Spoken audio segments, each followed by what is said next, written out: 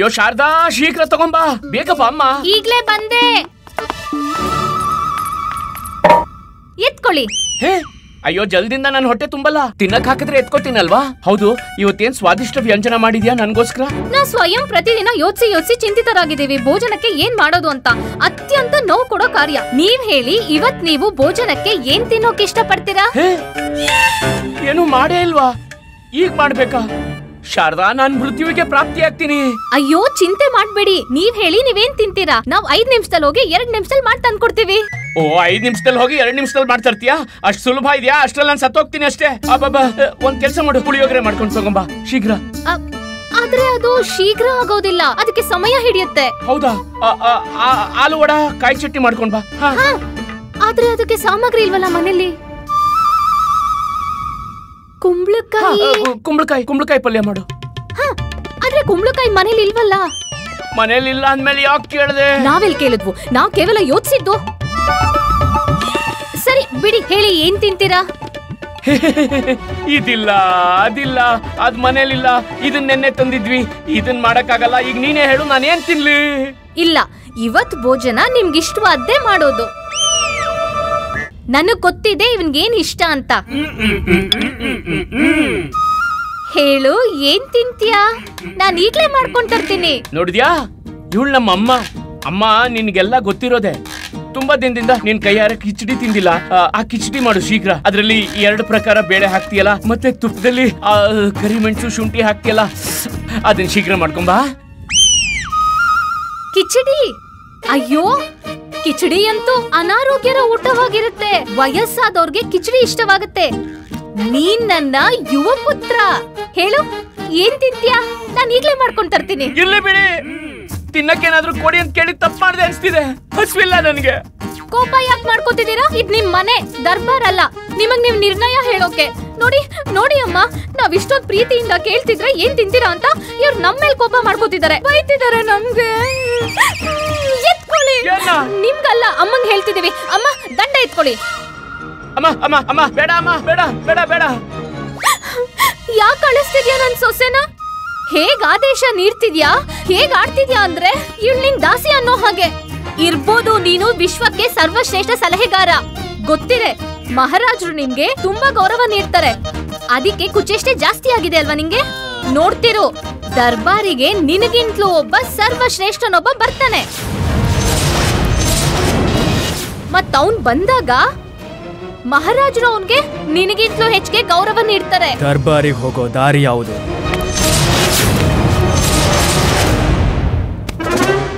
ನೋಡ್ತಿರು ನೀನು.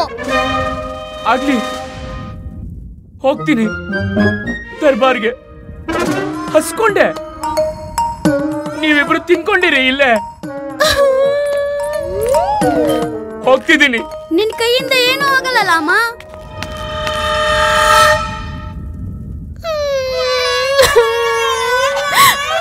ಹೋದ್ರೆ ಹೋಗ್ಲಿ ಬಿಡು. ಎಲ್ಲಾ ಪುರುಷರು ಹೀಗೆ ಇರ್ತಾರೆ. ಯಾವುದೇ ಕಾರಣ ಇಲ್ಲದೆ ಹೊಗಳ್ತಿರ್ತಾರೆ, ಕೂಗಾಡ್ತಿರ್ತಾರೆ. ಹಾ ಅಮ್ಮ, ಇತ್ತೀಚೆಗೆ ಇವರು ಪುರುಷರಾಗಿದ್ದಾರೆ, ಬೇರೆ ಪುರುಷರ ತರ ಆಗಿದ್ದಾರೆ.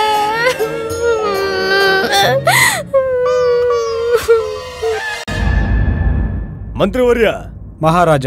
ವಿಸ್ತಾರವಾಗಿ ಹೇಳಿ, ಏನು ಪ್ರಕರಣ? ಮಹಾರಾಜ, ವಿಶ್ವನಾಥ ದಾಸರಿ ಅವರು ಭಿನ್ನಹ ವ್ಯಕ್ತಪಡಿಸಿದ್ದಾರೆ. ಸ್ವಲ್ಪ ಸಮಯದ ಮುಂಚೆ ಅವರ ಪತ್ನಿಯ ಹೆರಿಗೆಯಾಯಿತು. ಈಗ ಇದ್ರಲ್ಲಿ ಯಾವ ಅನ್ಯಾಯವಾಗಿದೆ? ಗುರುವರ್ಯ, ಮೊದಲು ಪೂರ್ತಿ ವಿಷಯ ಕೇಳಿ. ಹಾಗಾದ್ರೆ ಹೇಳಿ, ನಾವೆಲ್ ಬೇಡ ಅಂದಿದೀವಿ. ಹೇಳಿ. ಮಹಾರಾಜ, ಅವರು ತಮ್ಮ ನವಜಾತ ಶಿಶುವಿನ ಜನ್ಮಕ್ಕೆ ಬಹಳಷ್ಟು ವ್ಯಯ ಮಾಡಬೇಕಾಯಿತು. ವಿಶ್ವನಾಥನ ಧರ್ಮಪತ್ನಿಗೆ ಅರ್ಧರಾತ್ರಿ ಹೆರಿಗೆ ನೋವು ಕಾಣಿಸಿಕೊಂಡಿತ್ತು. ಮಗುವಿನ ಜನ್ಮದ ಸಮಯ ಹತ್ತಿರ ಬರುತ್ತಿತ್ತು. ಅವರ ಸಹಾಯಕ್ಕಾಗಿ ಅಲ್ಲಿ ಯಾರೂ ಉಪಸ್ಥಿತರಿರಲಿಲ್ಲ. ಆಗಲೇ ಪ್ರಸಾದ ಪೊಂದಾರ ತಮ್ಮ ಕುದುರೆ ಗಾಡಿಯಲ್ಲಿ ಹಾದು ಹೋಗುತ್ತಿದ್ದರು. ವಿಶ್ವನಾಥ ಅವರನ್ನ ತಡೆಯಲು ತುಂಬಾ ಪ್ರಯತ್ನ ಪಟ್ಟರು, ಅವರ ಪತ್ನಿಯನ್ನು ತವರ ಮನೆಗೆ ತಲುಪಿಸಲು. ಆದರೆ ಇವರು ತಮ್ಮ ಕುದುರೆ ಗಾಡಿ ನಿಲ್ಲಿಸಲೇ ಇಲ್ಲ. ಗುರುವರ್ಯ, ಘಟನೆಯ ವಿವರಣೆಯನ್ನು ಕೇಳಿ ಮೊದಲು. ಆಗ್ಲಿ ಮಹಾರಾಜ. ಗುರುಜಿ, ಇವತ್ತು ನಿಮ್ಮ ಹರಿದ ಬಾಯಿಗೆ ವಿಶ್ರಾಮ ನೀಡಿ. ನೀವು ನಿಮ್ ಬಾಯಿ ತೆರಿಬೇಡಿ ಗುರುಜಿ. ಮಹಾರಾಜ, ಈ ಪ್ರಕಾರ ವಿಶ್ವನಾಥ ತನ್ನ ಧರ್ಮಪತ್ನಿಯೊಂದಿಗೆ ತವರು ಮನೆಗೆ ವಿಳಂಬವಾಗಿ ಸೇರಿದರು. ಇದರಿಂದ ಅವರ ಪತ್ನಿಗೆ ಹೆರಿಗೆಯಲ್ಲಿ ಜಟಿಲ ಪರಿಸ್ಥಿತಿಯನ್ನ ಎದುರಿಸಬೇಕಾಯಿತು. ಮತ್ತೆ ಪ್ರಸಿದ್ಧ ಸೂಲಗಿತ್ತಿಯನ್ನ ಬೇರೆ ಗ್ರಾಮದಿಂದ ಕರೆಸಬೇಕಾಯಿತು. ಇದಕ್ಕಾಗಿ ಅವರು ಹೆಚ್ಚು ಧನವನ್ನ ಖರ್ಚು ಮಾಡಬೇಕಾಯಿತು. ಮಹಾರಾಜ ವಿಶ್ವನಾಥ ದರ್ಬಾರಿನಲ್ಲಿ ಏನು ಅಪೇಕ್ಷೆ ಮಾಡುತ್ತಿದ್ದಾರೆ? ವಿಶ್ವನಾಥರ ಕಥನವೆಂದರೆ ಎತ್ತಿನ ಗಾಡಿಯ ಪ್ರಸಾದರು ಇವರ ಸಮಯಕ್ಕೆ ಸಹಾಯ ಮಾಡಲಿಲ್ಲ. ಇದರ ಕಾರಣ ಅವರ ಪತ್ನಿಗೆ ಹೆರಿಗೆಯಾಗುವಾಗ ಸಂಕಟವಾಯಿತು ಮತ್ತು ವಿಶ್ವನಾಥರಿಗೆ ಅವಶ್ಯಕತೆಗಿಂತ ಧನವನ್ನ ವ್ಯಯ ಮಾಡಬೇಕಾಯಿತು. ಹೌದು ಮಹಾರಾಜ, ಇದೇ ಸತ್ಯ. ಹೀಗೆಯೇ ಆಯಿತು ಮತ್ತು ಪೂರ್ತಿ ಜೀವನದಲ್ಲಿ ಕೂಡಿಟ್ಟ ಧನರಾಶಿ ಆ ಉಪಚಾರಕ್ಕೆ ಖರ್ಚಾಯಿತು. ಈಗ ನನ್ನ ನವಜಾತ ಶಿಶುವಿನ ಪಾಲನೆ ಪೋಷಣೆ ಮಾಡುವುದಕ್ಕೆ ಯಾವುದೇ ಧನರಾಶಿ ನನ್ನಲ್ಲಿ ಉಳಿದಿಲ್ಲ ಮಹಾರಾಜ. ಮತ್ತಿದೆಲ್ಲ ಪ್ರಸಾದನ ಕಾರಣದಿಂದ ಆಯಿತು. ಪ್ರಸಾದ, ಈ ಪ್ರಕರಣದ ಬಗ್ಗೆ ಏನು ಹೇಳುತ್ತೀರಿ? ಮಹಾರಾಜ, ಇದರಲ್ಲಿ ನನ್ನದು ಯಾವುದೇ ತಪ್ಪಿಲ್ಲ. ಇವರು ಯಾವಾಗ ನನ್ನ ಕುದುರೆ ಗಾಡಿ ತಡೆಯುವ ಪ್ರಯತ್ನ ಪಟ್ಟರೋ ನನಗನಿಸಿತು ಯಾರೋ ಕಳ್ಳ ಇಲ್ಲ ಲೂಟಿಕೋರನೆಂದು. ಮತ್ತೆ ನಾನು ಭಯಭೀತನಾದೆ. ನಾನು ಗಾಡಿ ಮುಂದೆ ನಡೆಸಿದೆ. ಈಗ ನಾವು ಒಂದು ವೇಳೆ ನಿಮ್ಮ ಆಜ್ಞೆ ಇದ್ದರೆ. ಅವಶ್ಯ ಗುರುವರ್ಯ, ಹೇಳಿ, ಏನು ಹೇಳಬೇಕು? ಮಹಾರಾಜ, ಈ ವ್ಯಕ್ತಿ ಅನಗತ್ಯ ಪ್ರಲಾಪ ಮಾಡುತ್ತಿದ್ದಾನೆ.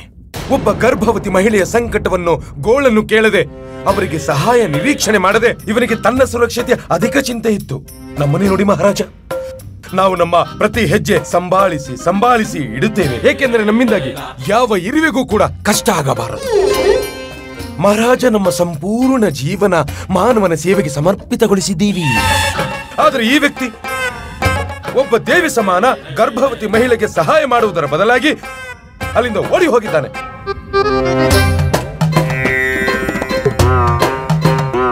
ಇದು ಅಪರಾಧ ಮಹಾರಾಜ, ಇದು ಅಪರಾಧವಲ್ಲ, ಇದು ಪಾಪ, ಘೋರ ಪಾಪ.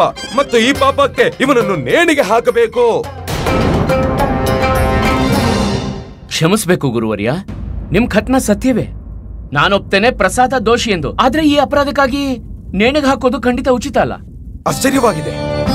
ಒಂದು ಕಡೆ ಹೇಳ್ತೀರಾ ಪ್ರಸಾದ ದೋಷಿ ಎಂದು, ಹಾಗೆ ಮತ್ತೊಂದು ಕಡೆ ನೀವವರಿಗೆ ದಂಡನೆ ನೀಡುವುದಕ್ಕೆ ಸಹಮತವಿಲ್ಲ. ಏನ್ ಹೇಳೋಕೆ ಬಯಸಿದ್ರ ಪಂಡಿತ ರಾಮಕೃಷ್ಣ? ಮಹಾರಾಜ, ಪ್ರಸಾದ ಏನೇ ಮಾಡಿದ್ದರೂ ಭಯಭೀತರಾಗಿರೋದೇ ಕಾರಣ. ಇದು ಸತ್ಯವೇ. ಭಯಕ್ಕಿಂತಲೂ ಅಧಿಕ ಮಹತ್ವಪೂರ್ಣ ಮಾನವೀಯತೆಯಾಗಿರುತ್ತದೆ. ಆದ್ರೆ ಪ್ರಸಾದರು ತನ್ನ ಮಾನವೀಯತೆಯನ್ನು ನಿಭಾಯಿಸಲಿಲ್ಲ. ಸ್ಪಷ್ಟಪಡಿಸಿ ನೀವೇನು ಹೇಳ್ತಿದ್ದೀರ ಪಂಡಿತ ರಾಮಕೃಷ್ಣ? ನೀವು ವ್ಯರ್ಥವಾಗಿ ಮಹಾರಾಜರ ನಮ್ಮ ದರ್ಬಾರಿನ ಸಮಯ ನಷ್ಟ ಮಾಡ್ತಿದ್ದೀರಾ. ಗುರುವರ್ಯ, ನಾನು ಇದನ್ನ ಹೇಳ ಬಯಸ್ತೇನೆ. ಮಾನವೀಯತೆ ಪಾಲನೆ ಮಾಡುತ್ತಲೇ ಒಂದ್ ವೇಳೆ ಪ್ರಸಾದರು ವಿಶ್ವನಾಥರಿಗೆ ಸಹಾಯ ಮಾಡಿದ್ರೆ ವಿಶ್ವನಾಥರ ಧನರಾಶಿ ವ್ಯರ್ಥ ನಷ್ಟವಾಗ್ತಿರ್ಲಿಲ್ಲ. ಮಹಾರಾಜ, ಒಂದ್ ವೇಳೆ ಪ್ರತಿ ಮನುಷ್ಯ ತನ್ನ ವಿಷಯದ ಬಗ್ಗೆನೇ ಯೋಚಿಸ್ತಿದ್ರೆ ಸಮಾಜಕ್ಕೆ ಒಳ್ಳೇದಾಗೋದೇ ಇಲ್ಲ. ಅದಕ್ಕೆ ಎಷ್ಟೇ ಚಿಕ್ಕದಿದ್ರೂ ಸರಿ, ಪ್ರಸಾದರಿಗೆ ದಂಡನೆ ಅವಶ್ಯ ಸಿಗಲೇಬೇಕು. ಈಗ ವಿಶ್ವನಾಥರ ಧನರಾಶಿ ಏನು ವ್ಯರ್ಥವಾಗಿದೆಯೋ ಅದರ ವೆಚ್ಚವನ್ನು ಕೂಡ ಪ್ರಸಾದರಿಂದಲೇ ಮಾಡಿಸ್ಬೇಕು. ಪಂಡಿತ ರಾಮಕೃಷ್ಣ, ನಾವು ನಿಮ್ಮ ಕಥನಕ್ಕೆ ಸಹಮತಿಸಿದ್ದೇವೆ. ಮಾನವೀಯತೆ ಎಲ್ಲದಕ್ಕಿಂತ ಅಧಿಕ ಮಹತ್ವಪೂರ್ಣವಾಗಿರುತ್ತದೆ ಮತ್ತು ನಾವು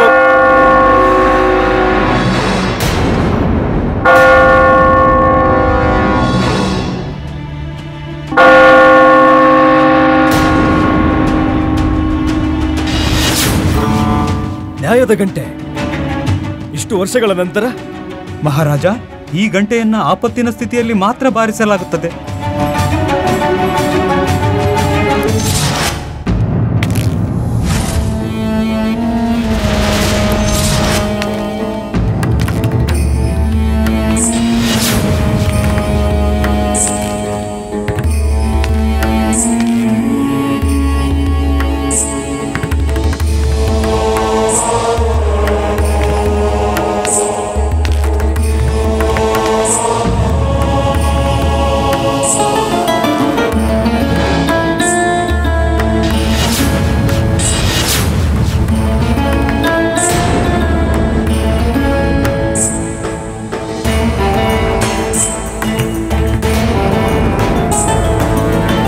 ಪ್ರಣಾಮಗಳು ಪಂಡಿತರೆ.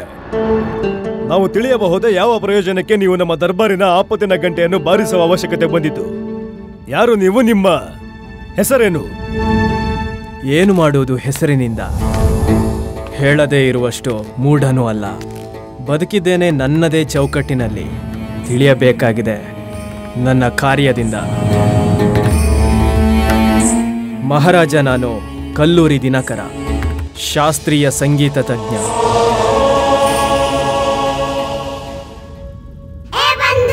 ಅಯ್ಯೋ ರಾಮ, ಇವನು ಅತ್ಯಂತ ವಿದ್ವಾನ್ ಹಾಗೂ ಜ್ಞಾನಿ ವ್ಯಕ್ತಿ ಕಾಣಿಸ್ತಿದ್ದಾನೆ. ಹಾ ಬಂದು, ಆದ್ರೆ ನನಗೆ ಯಾಕೆ ಹಾಗನ್ನಿಸ್ತಿದೆ?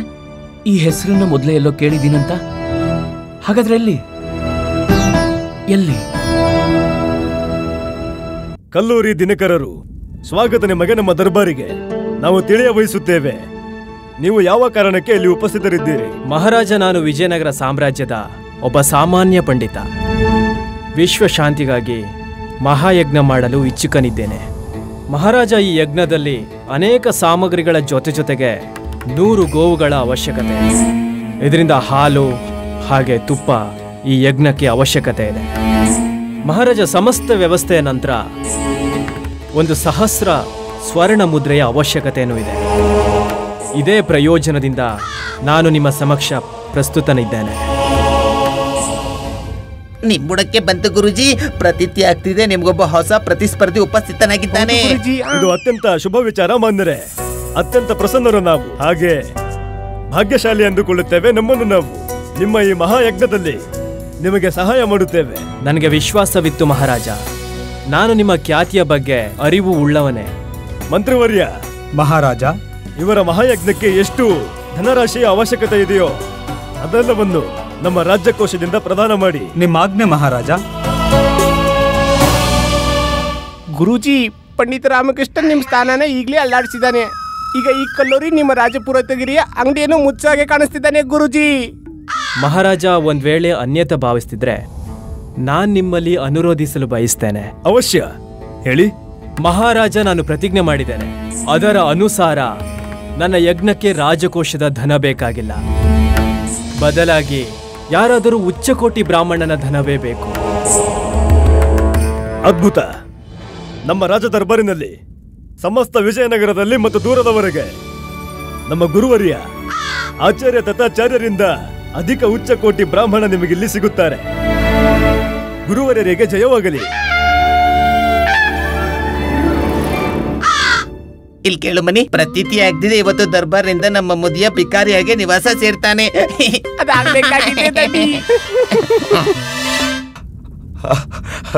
ಮಹಾರಾಜ, ನಿಮ್ಗೆ ತಿಳಿದೇ ಇದೆ, ನಾವು ಮೋಹ ಮಾಯದೆಲ್ಲದರಿಂದಲೂ ದೂರವಿದ್ದೇವೆ. ನಮ್ಮ ಬಳಿ ಏನಿದೆ? ಕೇವಲ ಪ್ರಭುವಿನ ಧ್ಯಾನ, ನೀವು ನೀಡಿರುವ ಸಮ್ಮಾನ ಮತ್ತು ನಾವು ಪಡೆದಿರುವಂತಹ ಜ್ಞಾನ. ಈಗ 100 ಗೋವುಗಳು ಮತ್ತು 1,000 ಸ್ವರ್ಣ ಮುದ್ರೆ, ಇಷ್ಟನ್ನು ನೀಡಲು ನಾವು ನಮ್ಮ ಮನೆಯನ್ನು ಮಾರಲೇಬೇಕಾಗುತ್ತದೆ. ಮಾರಿಬಿಡಿ ಗುರುವರ್ಯ. ಪುಣ್ಯ ಕಾರ್ಯಕ್ಕೆ ನೀವು ಅವಶ್ಯ ಮಾಡಬಹುದು. ಮಾನವ ಹಿತಕ್ಕಾಗಿ ಈ ತ್ಯಾಗ ನೀವು ಅವಶ್ಯ ಮಾಡಬಹುದು. ಸತ್ಯವಚನ ಗುರುಜಿ, ಸತ್ಯವಚನ. ಈಗ ನೀವೇ ಮಾಡದಿದ್ದರೆ ಇನ್ಯಾರು ಮಾಡುತ್ತಾರೆ? ಮಾರಿಬಿಡಿ. ಮತ್ತೆ ನಾನು ನಿಮ್ಮ ಧನವನ್ನ ದಕ್ಷಿಣೆಯಾಗಿ ಸ್ವೀಕರಿಸ್ತಿಲ್ಲ. ನಾನು ನಿಮ್ಮಲ್ಲಿ ಕೇಳಿಕೊಳ್ಳುತ್ತಿದ್ದೇನೆ, ಕಾರ್ಯ ಸಂಪನ್ನವಾಗುತ್ತಿದ್ದಂತೆ ನಿಮ್ಮ ಸ್ವರ್ಣ ಮುದ್ರೆಗಳನ್ನ ಹಿಂತಿರುಗಿಸುತ್ತೇನೆ. ಇದ್ ನೀವೇನ್ ಮಾತಾಡ್ತಿದ್ದೀರಿ ಮಾನ್ಯರೇ? ಕ್ಷಮಿಸಬೇಕು ನೀವು ನಮಗೆ ಪೂರ್ಣ ರೀತಿ ಅಪರಿಚಿತರು. ಈಗ ಯಾವುದೇ ಪರಿಚಯವಿಲ್ಲದೆ ನಾವು ನಿಮಗೆ 1000 ಸ್ವರ್ಣ ಮುದ್ರೆ ಹೇಗೆ ನೀಡಲು ಸಾಧ್ಯ? ನಮಗೇನು ಗೊತ್ತು ನೀವು ಪಂಡಿತರೋ ಇಲ್ಲವೋ? ಬಹುಶಃ ನೀವು ಕಳ್ಳರಿದ್ದರೂ ಇರಬಹುದು. ನಮ್ಮ ಮಾತಿನ ತಾತ್ಪರ್ಯ, ಬಹುಶಃ ನೀವು ವಿಶ್ವಾಸಘಾತುಕ ಮಾಡಿದರೆ, ಬಹುಶಃ ನೀವು ಬಹುರೂಪಿಯಾಗಿರಬಹುದು, ನಮ್ಮನ್ನು ದೋಚಿ ಮಾಯವಾಗಬಹುದು. ಈಗ ಹೇಳಿ, ನಿಮ್ಮಲ್ಲಿ ವಿಶ್ವಾಸವಿರಿಸಿದರೂ ಹೇಗೆ ಇರಿಸುವುದು? ಖಂಡಿತ ಉಚಿತವಾದ ಕಥನ ಗುರುವರ್ಯ. ಇದರ ಪ್ರಕಾರ ಪ್ರಸಾದರು ರಾತ್ರಿ ಅಂಧಕಾರದಲ್ಲಿ ಒಂದು ಮಾರ್ಗದಲ್ಲಿ ಅಜ್ಞಾತ ವ್ಯಕ್ತಿಯಲ್ಲಿ ವಿಶ್ವಾಸ ಹೇಗೆ ಇರಿಸಲು ಸಾಧ್ಯವಾಗ್ತಿತ್ತು? ಹೇಳಿ ಗುರುವರ್ಯ, ಪ್ರಸಾದರು ತಮ್ಮ ಪ್ರಾಣವನ್ನ ಏಕೆ ಸಂಕಟದಲ್ಲಿಡುತ್ತಾರೆ?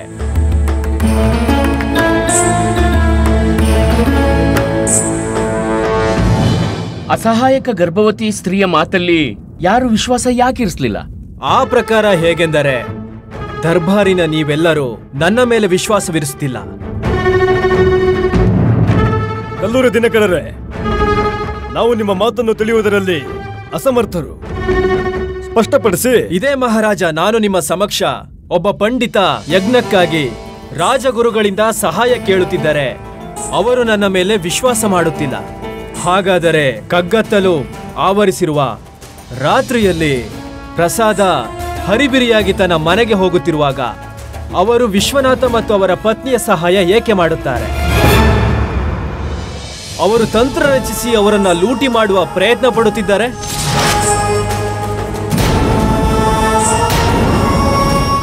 ಮಾತಂತೂ ಸತ್ಯವಾಗಿ ಆಡುತ್ತಿದ್ದಾನೆ. ಪ್ರಸಾದರಿಗೆ ಕಠೋರ ದಂಡನೆ ನೀಡುವುದು ಉಚಿತವೇ ಮಹಾರಾಜ? ಅವರು ವಿಶ್ವನಾಥರಿಗೆ ಪರಿಚಿತರೂ ಅಲ್ಲ.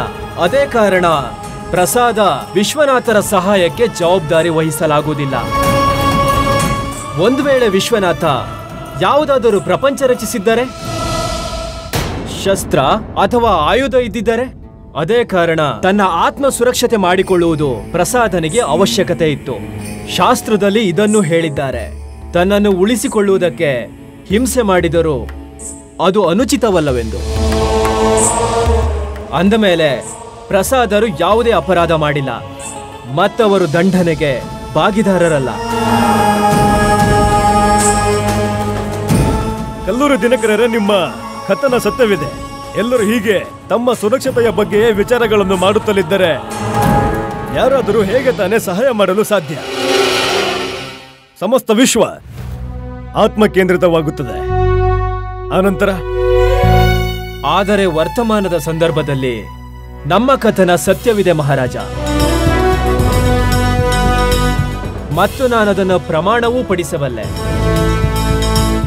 ಮಹಾರಾಜ, ವಿಶ್ವನಾಥರಲ್ಲಿ ಒಂದು ಪ್ರಶ್ನೆ ಕೇಳೋದಕ್ಕೆ ಅನುಮತಿ ನೀಡಿ. ಅವಶ್ಯ, ಅನುಮತಿ ಇದೆ.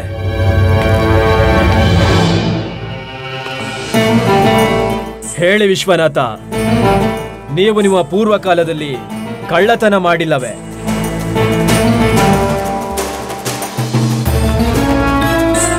ಹೌದು, ಇದು ಸತ್ಯವೇ ಮಹಾರಾಜ. ನಾನು ಮೊದಲು ಒಬ್ಬ ಕುಖ್ಯಾತ ಕಳ್ಳನಾಗಿದ್ದೆ. ನಾನು ತಕ್ಷಕ ಎಂಬ ಹೆಸರಿನಿಂದ ಗುರುತಿಸಿಕೊಂಡಿದ್ದೆ ಮತ್ತು ನನ್ನ ಹೆಸರು ಕೇಳಿ ಭಯಭೀತರಾಗುತ್ತಿದ್ದರು. ಈಗ ನಾನು ಆ ಕಾರ್ಯವನ್ನು ತ್ಯಾಗ ಮಾಡಿದ್ದೇನೆ. ಈಗ ನಾನು ಪರಿಶ್ರಮಪಟ್ಟು ಸಾಮಾನ್ಯ ಜೀವನ ನಡೆಸುವುದಕ್ಕೆ ಇಚ್ಛುಕನಾಗಿದ್ದೇನೆ ಮಹಾರಾಜ. ನೀ ತಕ್ಷಕನೇ ಮಹಾರಾಜ? ಇವನು 3 ವರ್ಷಗಳ ಕಾಲ ದಂಡ ಅನುಭವಿಸಿದ್ದ ಕಾರಾಗೃಹದಲ್ಲಿ. ನಾವು ಸಮಾಪ್ತಿ ಮಾಡುತ್ತೇವೆ ಈ ಪ್ರಕರಣವನ್ನ. ಜನರಿಗೆ ಸದಾ ಸ್ಮರಣೆ ಇರಲಿ, ಜನರಿಂದ ಕಸಿದುಕೊಂಡಿದ್ದು ಹಿಂತಿರುಗಿಸಬೇಕಾಗುತ್ತದೆ. ಸ್ವರ್ಗವೂ ಇಲ್ಲೇ, ನರಕವೂ ಇಲ್ಲೇ. ಕರ್ಮದ ಫಲ ಇಲ್ಲೇ ಅನುಭವಿಸಬೇಕಾಗುತ್ತದೆ.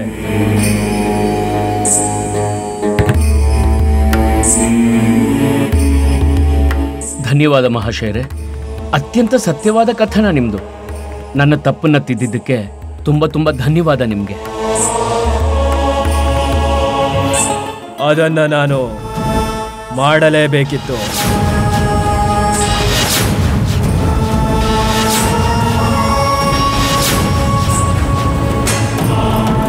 ಮಹಾರಾಜ, ನಾವು ಈ ಮಹಾಪುರುಷನ ಕಥನಕ್ಕೆ ಒಂದೊಂದು ಶಬ್ದಕ್ಕೂ ಸಹಮತಿಸುತ್ತೇವೆ. ಇವರ ಕಥನ ಉಚಿತವಿದೆ. ಪ್ರಸಾದ ತಾನೇ ವಿಶ್ವನಾಥರ ಮೇಲೆ ಹೇಗೆ ವಿಶ್ವಾಸವಿರಿಸುತ್ತಾನೆ? ವಿಶ್ವನಾಥ ಪ್ರಸಾದರ ಮೇಲೆ ಏನು ಆರೋಪ ಹೊರಿಸಿದ್ದಾರೋ ಅದರ ಆಧಾರ ಸತ್ಯವಾಗಿರುವುದಿಲ್ಲ. ಅರ್ಥಾತ್ ಪ್ರಸಾದ ನಿರ್ದೋಷಿ. ಅವರಿಗೆ ಯಾವುದೇ ಪ್ರಕಾರದ ಅರ್ಥದಂಡನೆ ನೀಡುವುದು ಉಚಿತವಾಗುವುದಿಲ್ಲ. ಈ ಪ್ರಕರಣ ಇಲ್ಲಿಗೆ ಸಮಾಪ್ತಿಯಾಗುತ್ತದೆ. ಕಲ್ಲೂರಿ ದಿನಕರರೇ, ನಿಮಗೆ ಧನ್ಯವಾದಗಳು. ನಿಮ್ಮ ಬುದ್ಧಿ, ನಿಮ್ಮ ಚಾತುರ್ಯ ಹಾಗೆ ನಿಮ್ಮ ಶಾಸ್ತ್ರಜ್ಞಾನ ನಮ್ಮನ್ನು ಅತ್ಯಂತ ಪ್ರಭಾವಗೊಳಿಸಿದೆ. ನಾವು ಪ್ರಸನ್ನರಾಗಿದ್ದೇವೆ. ಮಂತ್ರಿವರ್ಯ. ಮಹಾರಾಜ, ನಿಮ್ಮ ಆಜ್ಞೆ ಮಹಾರಾಜ.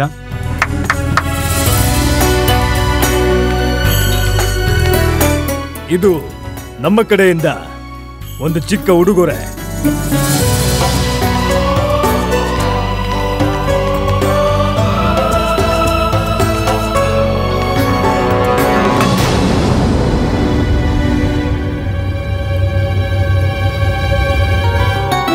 ಕ್ಷಮಿಸಬೇಕು ಮಹಾರಾಜ, ಮೋಹ ಮಾಯೆಯಿಂದ ದೂರವಿದ್ದೇವೆ. ಶಾಸ್ತ್ರಕ್ಕಾಗಿ ಅರ್ಪಿಸಿಕೊಂಡಿದ್ದೇವೆ. ನ್ಯಾಯ ಹೇಳುವ ಕರ್ತವ್ಯ ನಮ್ಮದು. ಹೆಸರು, ಕಲ್ಲೂರಿ ದಿನಕರ ಎಂಬುದು. ಮಹಾರಾಜ, ಒಂದು ವೇಳೆ ನೀವು ಪುರಸ್ಕೃತಗೊಳಿಸುವುದಾದರೆ ಒಂದು ಪುರಸ್ಕಾರ ನಿಮ್ಮ ರಾಜ್ಯಕ್ಕೆ ನೀಡಿ. ನನ್ನ ಕಡೆಯಿಂದ ಅದಕ್ಕೆ ಉಚಿತ ನ್ಯಾಯದ ಪುರಸ್ಕಾರ ನೀಡಿ. ನೀವು ವಿಶಾಲ ಮತ್ತು ಗಂಭೀರ ಸಮಸ್ಯೆಯ ನಿರಾಕರಣೆಯಲ್ಲಿ ವ್ಯರ್ಥರಾಗಿರುತ್ತೀರಿ. ಆದರೆ ದಿನ ಪ್ರತಿದಿನ ಹೆಚ್ಚುತ್ತಿರುವ ಪಾರಿವಾರಿಕ ಸಮಸ್ಯೆಗೂ ವ್ಯವಸ್ಥೆ ಮಾಡಿ. ನಿಮ್ಮ ಕಥನ ಉಚಿತವಿದೆ ಮಾನ್ಯರೇ, ಆದರೆ ಯಾವ ರೀತಿ ಸಂಭವವಾಗುತ್ತದೆ ಈ ವಿಷಯದಲ್ಲಿ ನಿಮ್ಮ ಬಹುಮೂಲ್ಯ ಪರಾಮರ್ಶೆ ನೀಡಿ. ಒಂದು ಎಂತಹ ನ್ಯಾಯಾಲಯ ಸ್ಥಾಪನೆ ಮಾಡಿ ಎಂದರೆ ಅದರಲ್ಲಿ ವಾರದ ಒಂದು ದಿನ ಕೇವಲ ಪಾರಿವಾರಿಕ ಸಮಸ್ಯೆಗೆ ನಿರ್ಧಾರವಿರಲಿ. ಇದರಲ್ಲಿ ಸಾಮಾನ್ಯ ಜನರ ಸಮಸ್ಯೆಯ ನಿರಾಕರಣವಾಗಲಿ. ಇದರಿಂದ ಯಾವುದೇ ಪ್ರಕಾರ ಕೂಡ ಅನ್ಯಾಯ ಅವರೊಂದಿಗೆ ಆಗಬಾರದು.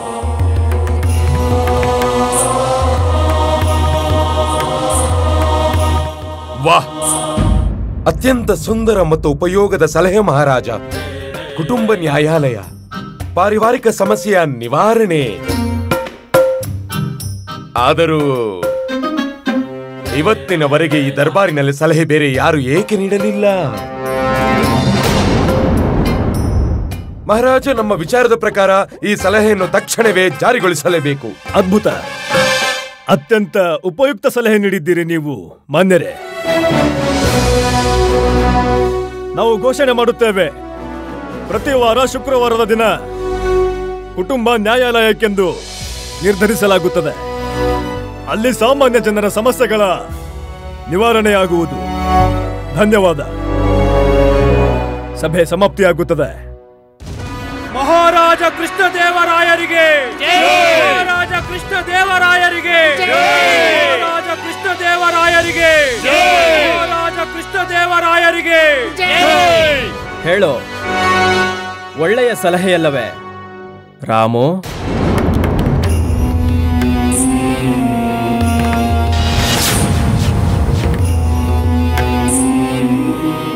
ಕೊನೆಗೂ ಈ ದರ್ಬಾರಿಗೆ ಎಂಥ ವ್ಯಕ್ತಿ ಬಂದಿದ್ದಾನೆಂದರೆ ಅವನು ಪಂಡಿತ ರಾಮಕೃಷ್ಣನಿಗೆ ತನ್ನ ಉಚಿತ ಸ್ಥಾನದ ಅರಿವು ಮೂಡಿಸಿದ.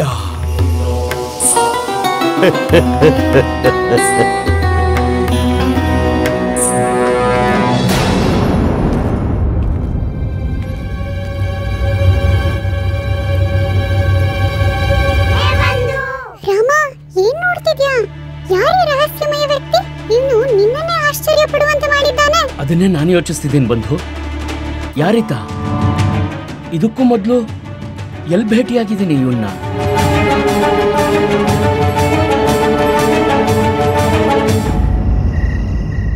ಶಾರದಾ, ಶಾರದಾ, ಎಲ್ಲಿದ್ಯಾ ನೀನು? ಶಾರದಾ, ಏನಾಯ್ತು? ಇವತ್ ಮನೆಗ್ ಪ್ರವೇಶ ಮಾಡ್ತಿದ್ದಾಗೆ ನಮ್ ಹೆಸರು ಕೂಗ್ತಿದ್ದೀರಾ? ಏನ್ ವಿಷಯ? ಇಲ್ಲಿ ನೋಡು, ನಿನ್ಗೆ ಇಷ್ಟವಾಗಿರೋ ನವರತ್ನ ಹಾರ ಅಕ್ಸಾಲಿಗನ್ ಹತ್ರ ಸ್ವಚ್ಛ ಮಾಡಿಸಿದೀನಿ. ಹೊಸದಾಗಿ ಪ್ರತೀತಿ ಆಗ್ತಿದೆ. ಮೊದಲು ನೋಡು ಹೇಗ್ ಹೊಳಿತಿದೆ ಅಂತ.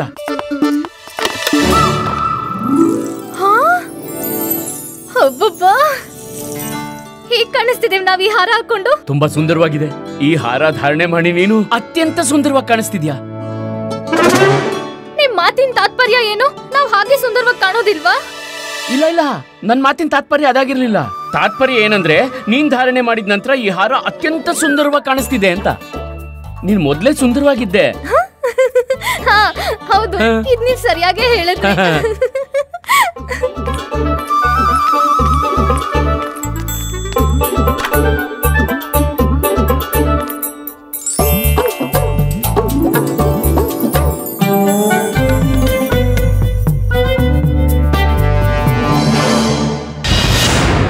ರಾಮು, ಈ ಕಲ್ಲೂರಿ ಮಹೋದಯ ನನ್ನನ್ನ ನನ್ನ ಬಾಲ್ಯದ ಹೆಸರು ರಾಮು ಅಂತ ಏಕ್ ಸಂಬೋಧನೆ ಮಾಡಿದ್ರು? ಹೇಗ್ ಪ್ರತೀತಿ ಆಗ್ತಿದೆ ಅಂದ್ರೆ ಅವ್ರ ಜೊತೆ ನನಗೆ ಯಾವುದೋ ಪೂರ್ವ ಸಂಬಂಧ ಅವಶ್ಯ ಇದೆ. ಯಾರೀ ಮಹಾಶಯ? ಕೊನೆಗೂ 15 ವರ್ಷಗಳ ನಂತರ ಆ ಸಮಯ ಬಂದೇ ಬಿಟ್ಟಿತು ರಾಮು. ನಾವು ನಮ್ಮ ಪಿತಶ್ರೀಯ ಅಪಮಾನದ ಪ್ರತಿಶೋಧ ತಗೊಳ್ಳೋಕೆ.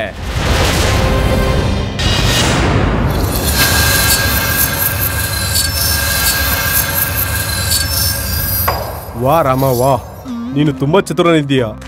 ನಾನು ನನ್ನ ಆಡು ಕಳೆದುಕೊಂಡು 2 ದಿನಗಳಾಗಿತ್ತು. ಆದ್ರೆ ಅದನ್ನು ಯಾರೂ ಹುಡುಕಲಾಗಲಿಲ್ಲ. ನೋಡಿದ್ರೆ ನಿನಗೆ ಇದರ ಸ್ಮರಣೆ ಇತ್ತು, ಅದು ಚಪ್ಪರದಲ್ಲಿದೆ ಎಂದು. ತನ್ನ ತಾಯಿಯ ಸ್ಥಾನವಿದ್ದಲ್ಲಿ ಇದ್ರಲ್ಲೇನು ವಿಶೇಷವಿದೆ? ಮಗು ಎಲ್ಲೇ ಇದ್ರೂ ಅದರ ಮಾತೆಯ ಸಮೀಪವೇ ಹೋಗುತ್ತಲ್ಲವೇ?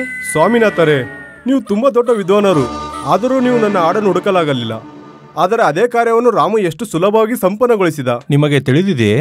ಹೀಗೆ ಹೇಳುತ್ತಾರೆ, ಯಾವ ಬಾಲಕ ತನ್ನ ಬಾಲಾವಸ್ಥೆಯಲ್ಲಿ ಚತುರನಾಗಿರುತ್ತಾನೋ ಅವನು ದೊಡ್ಡವನಾದ ನಂತರ ಮೂರ್ಖನಾಗುತ್ತಾನೆ. ನಿಮ್ಮ ತಾತ್ಪರ್ಯ ಏನೆಂದರೆ ನೀವು ನಿಮ್ಮ ಬಾಲ್ಯಕಾಲದಲ್ಲಿ ಅತ್ಯಂತ ಬುದ್ಧಿವಂತರಾಗಿದ್ದೀರೇನೋ ಅಲ್ವಾ ಹಿರಿಯರೇ? ಮೂರ್ಖ ಪಿತಾಶ್ರೀಯ ಮೂರ್ಖ ಪುತ್ರ, ಮೂರ್ಖ ಪಿತಾಶ್ರೀಯ ಮೂರ್ಖ ಪುತ್ರ. ಪಂಡಿತ ರಾಮಕೃಷ್ಣ, ನಿನ್ನ ಬುದ್ಧಿವಂತಿಕೆಯ ಕಾರಣ ನನ್ನ ಪಿತಾಶ್ರೀ ಎಲ್ಲರೆದುರು ನಾಚಿಕೆ ಪಡುವಂತಾಯಿತು. ಅವರು ತಮ್ಮ ಗ್ರಾಮವನ್ನ ತ್ಯಾಗ ಮಾಡಿ ಪಲಾಯನ ಮಾಡಬೇಕಾಯಿತು. ಮತ್ತು ನಾನದರ ಪ್ರತಿಶೋಧವನ್ನ ತೀರಿಸ್ಕೋತೀನಿ. ನೋಡ್ತಿರೋ ನೀನು, ನೋಡ್ತಿರೋ ರಾಮಕೃಷ್ಣ, ಹೇಗೆ ಸಮಸ್ತ ವಿಜಯನಗರ ನಿನ್ನ ಕಂಡು ನಗುತ್ತದೆ. ನೀನು ಅವಮಾನಕ್ಕೊಳಗಾಗ್ತೀಯ. ಎಂಥ ಅದ್ಭುತ ವ್ಯಕ್ತಿತ್ವ ಕಲ್ಲೂರಿಯವರದ್ದು, ಮತ್ತೆ ಎಂಥ ಕವಿಗಳು ಕೂಡ. ಅವರು ತಮ್ಮ ಮಕ್ಕಳ ಲಾಲನೆ ಪಾಲನೆ ಮಾಡೋದಕ್ಕೆ ಎಷ್ಟು ಸುಲಭವಾಗಿರ್ಬೇಕು. ಮಕ್ಕಳೇ ಈಗ ಮಗು ಹತ್ರೆ ಒಂದು ಕವಿತೆ, ಹಠ ಮಾಡಿದ್ರೆ ಮತ್ತೊಂದು ಕವಿತೆ. ಅವರು ಮಹಾರಾಜರ ಜೊತೆ ದರ್ಬಾರಿನಲ್ಲಿರ್ಬೇಕು. ದರ್ಬಾರಿನಲ್ಲೇ ಏಕೆ? ಏಕೆಂದ್ರೆ ಎಲ್ಲರನ್ನು ಮನೋರಂಜಿಸುತ್ತಾರೆ. ನ್ಯಾಯ ಮಾಡೋದಕ್ಕೆ ಮಹಾರಾಜರ ಸಹಾಯ ಕೂಡ. ಆದರೆ ಅದಕ್ಕಾಗಿ ಪಂಡಿತ ರಾಮಕೃಷ್ಣರಿದ್ದಾರಲ್ಲ. ಪಂಡಿತ ರಾಮಕೃಷ್ಣ ಅಷ್ಟು ಬುದ್ಧಿವಂತರಲ್ಲ. ಎಷ್ಟು ಕಲ್ಲೂರಿ ದಿನಕರರು ಇರುವಷ್ಟು ನೋಡಿದ್ರಲ್ಲ ನೀವೇ. ದರ್ಬಾರಲ್ಲಿ ಹೇಗೆ ಅವರು ಪಂಡಿತ್ ರಾಮಕೃಷ್ಣರನ್ನು ತಪ್ಪೆಂದು ನಿರೂಪಿಸಿದ್ರು. ಪಂಡಿತ ರಾಮಕೃಷ್ಣ ವಿಜಯನಗರದ ಬಹುಮೂಲ್ಯ ರತ್ನ. ಅವರಂತ ಜ್ಞಾನಿ ಯಾರೂ ಇಲ್ಲ. ಎಷ್ಟು ಜನರಿಗೆ ನ್ಯಾಯ ಕೊಡಿಸಿದ್ದಾರೆ ಯಾರಿಗ್ ಗೊತ್ತು. ಅದೆಷ್ಟು ಜನರಿಗೆ ತಪ್ಪು ನ್ಯಾಯ ನೀಡಿದ್ದಾರೋ. ಒಂದ್ ವೇಳೆ ದರ್ಬಾರಿನಲ್ಲಿ ಆ ಸಮಯ ಕಲ್ಲೂರಿ ದಿನಕರರು ಇದ್ದಿದ್ದರೆ ವಿಷಯವೇ ಭಿನ್ನವಾಗಿರ್ತಿತ್ತು. ಪಂಡಿತ ರಾಮಕೃಷ್ಣರಿಗೆ ಯಾರೂ ಸಾಟಿ ಇಲ್ಲ. ಹಾಗಾದರೆ ಸರಿ, ಹಿಂದೆ ನಿರ್ಣಯವಾಗಿ ಹೋಗಲಿ, ಇಬ್ಬರಲ್ಲಿ ಯಾರು ಶ್ರೇಷ್ಠರೆಂದು. ಅಂದ್ರೆ ಅರ್ಥಾತ್ ಪಂದ್ಯ ಕಟ್ಟೋಣ. ಒಂದ್ ವೇಳೆ ನಾವು ವಿಜಯಿಯಾದರೆ ಕಲ್ಲೂರಿ ದಿನಕರರು ಶ್ರೇಷ್ಠರಾಗುತ್ತಾರೆ. ಒಂದ್ ವೇಳೆ ನೀವು ವಿಜಯಿಯಾದರೆ ಆಗ ಪಂಡಿತ್ ರಾಮಕೃಷ್ಣ. ದ್ವಂದ್ವ ನಮ್ಮ ಮತ್ತು ನಿಮ್ಮ ಮಧ್ಯೆ ಅಲ್ಲ, ಪಂಡಿತ ರಾಮಕೃಷ್ಣ ಮತ್ತು ಕಲ್ಲೂರಿ ದಿನಕರರ ಮಧ್ಯೆ. ಮಹಾರಾಣಿಯರೇ, ಮಹಾರಾಜ, ಯಾವ ದ್ವಂದ್ವದ ಚರ್ಚೆ ಆಗುತ್ತಿದೆ? ಮಹಾರಾಜ, ನಮ್ಮಲ್ಲಿ ಈ ವಿಷಯದ ಬಗ್ಗೆ ಚರ್ಚೆ ಆಗುತ್ತಿತ್ತು. ಕಲ್ಲೂರಿ ದಿನಕರ ಮತ್ತು ಪಂಡಿತ್ ರಾಮಕೃಷ್ಣ ಇವರಿಬ್ಬರಲ್ಲಿ ಯಾರು ಶ್ರೇಷ್ಠರು ಮತ್ತು ಈ ನಿರ್ಣಯವನ್ನು ನಾವಿಬ್ಬರು ಪಂದ್ಯ ಕಟ್ಟಿ ಮಾಡುತ್ತೇವೆ. ಚಿಕ್ಕ ಮಹಾರಾಣಿಯವರೇ, ನಾವು ನಿಮ್ಮೊಂದಿಗೆ ಕುಸ್ತಿ ಹೇಗೆ ಆಡಲು ಸಾಧ್ಯ? ಅಲ್ಲ ಅಲ್ಲ ಅಲ್ಲ ಮಹಾರಾಜ, ನಿಮ್ಮೊಂದಿಗಲ್ಲ, ನಾವು ಮಹಾರಾಣಿ ಚಿನ್ನಾದೇವಿಯೊಂದಿಗೆ ಪಂದ್ಯವಾಡುತ್ತೇವೆ. ಒಂದ್ ವೇಳೆ ನಾವು ವಿಜಯಿಯಾದರೆ ನಾವು 1 ತಿಂಗಳವರೆಗೆ ಭೋಜನ ತಯಾರು ಮಾಡುವುದಿಲ್ಲ. ಇಂದು ಮೊದಲ ಬಾರಿ ನಮಗೆ ಹೇಗನಿಸ್ತಿದೆ ಅಂದ್ರೆ ಪಂಡಿತ ರಾಮಕೃಷ್ಣ ಪರಾಜಿತರಾಗಲಿ ಅಂತ. ಮಹಾರಾಜ, ಏನಾದ್ರೂ ಹೇಳಿದ್ರ ನೀವು? ಅದೇ, ಒಂದ್ ವೇಳೆ ನೀವು ಇದರಲ್ಲಿ ಪರಾಜಿತಗೊಂಡರೆ? ಹಾಗಾಗಲು ಸಂಭವವಿಲ್ಲ. ಒಂದ್ ವೇಳೆ ಹಾಗಾದರೆ ಪೂರ್ತಿ 1 ತಿಂಗಳವರೆಗೆ ಮಹಾರಾಣಿ ಚಿನ್ನಾದೇವಿ ಭೋಜನ ಮಾಡುತ್ತಾರೆ. ನಮಗೆ ನಮ್ಮ ಭಾಗ್ಯದ ಮೇಲೆ ವಿಶ್ವಾಸವೇ ಆಗುತ್ತಿಲ್ಲ.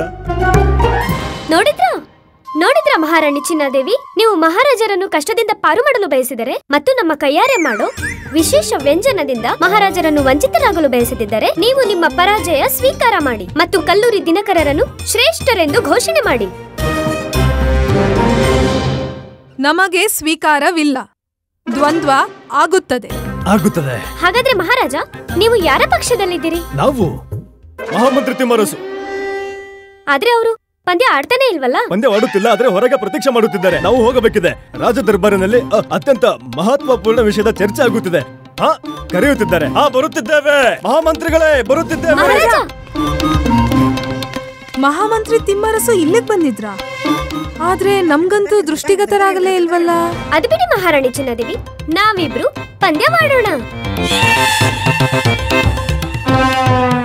ಉಳ್ಕೊಂಡೆ.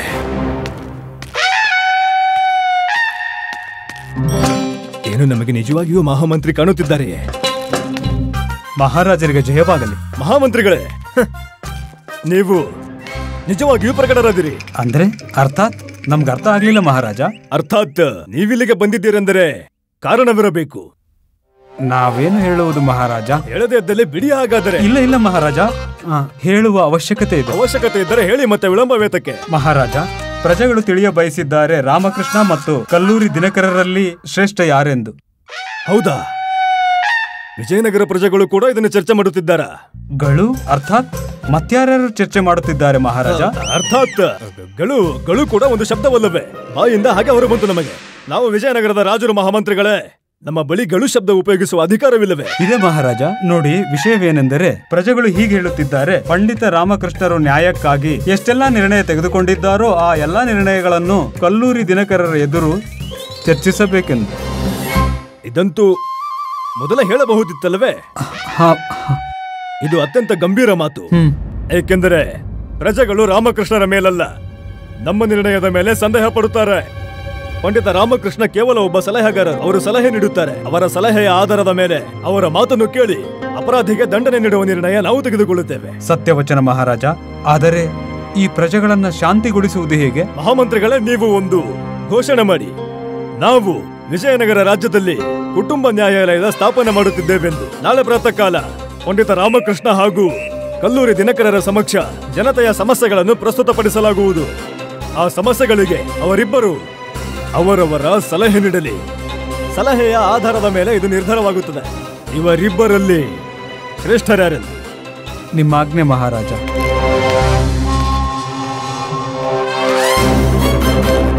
ಪಂಡಿತ ರಾಮಕೃಷ್ಣ, ನಾಳೆ ಪರೀಕ್ಷೆ ಇದೆ.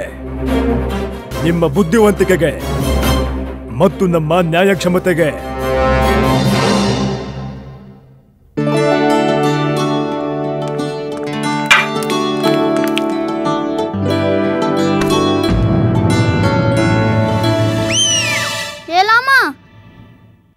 ಯೋಚಿಸ್ತಿದ್ಯಾ ಅಥವಾ ಕನ್ಸಲ್ಲಿದ್ಯಾ? ಯೋಚನೆನೂ ಮಾಡ್ತಿಲ್ಲ, ಕನ್ಸು ಕಾಣ್ತಿಲ್ಲ. ನಾನು ಮಲಗಿದ್ದೀನಿ. ನೀನ್ ಯೋಚಿಸ್ತಾನೆ ಮಲಗ್ತೀಯ ಅಲ್ವಾ? ಅಯ್ಯೋ ಎದಳು ಎದಳು, ಅಯ್ಯೋ ಎದಳು.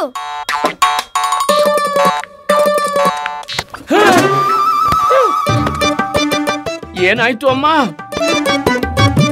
ಹೇ, ಓ ಶೃಂಗಾರದ ದೇವಿ, ಹೇಳು ಅಮ್ಮ ಏನ್ ಹೇಳ್ತಿದ್ದಾಳೆ?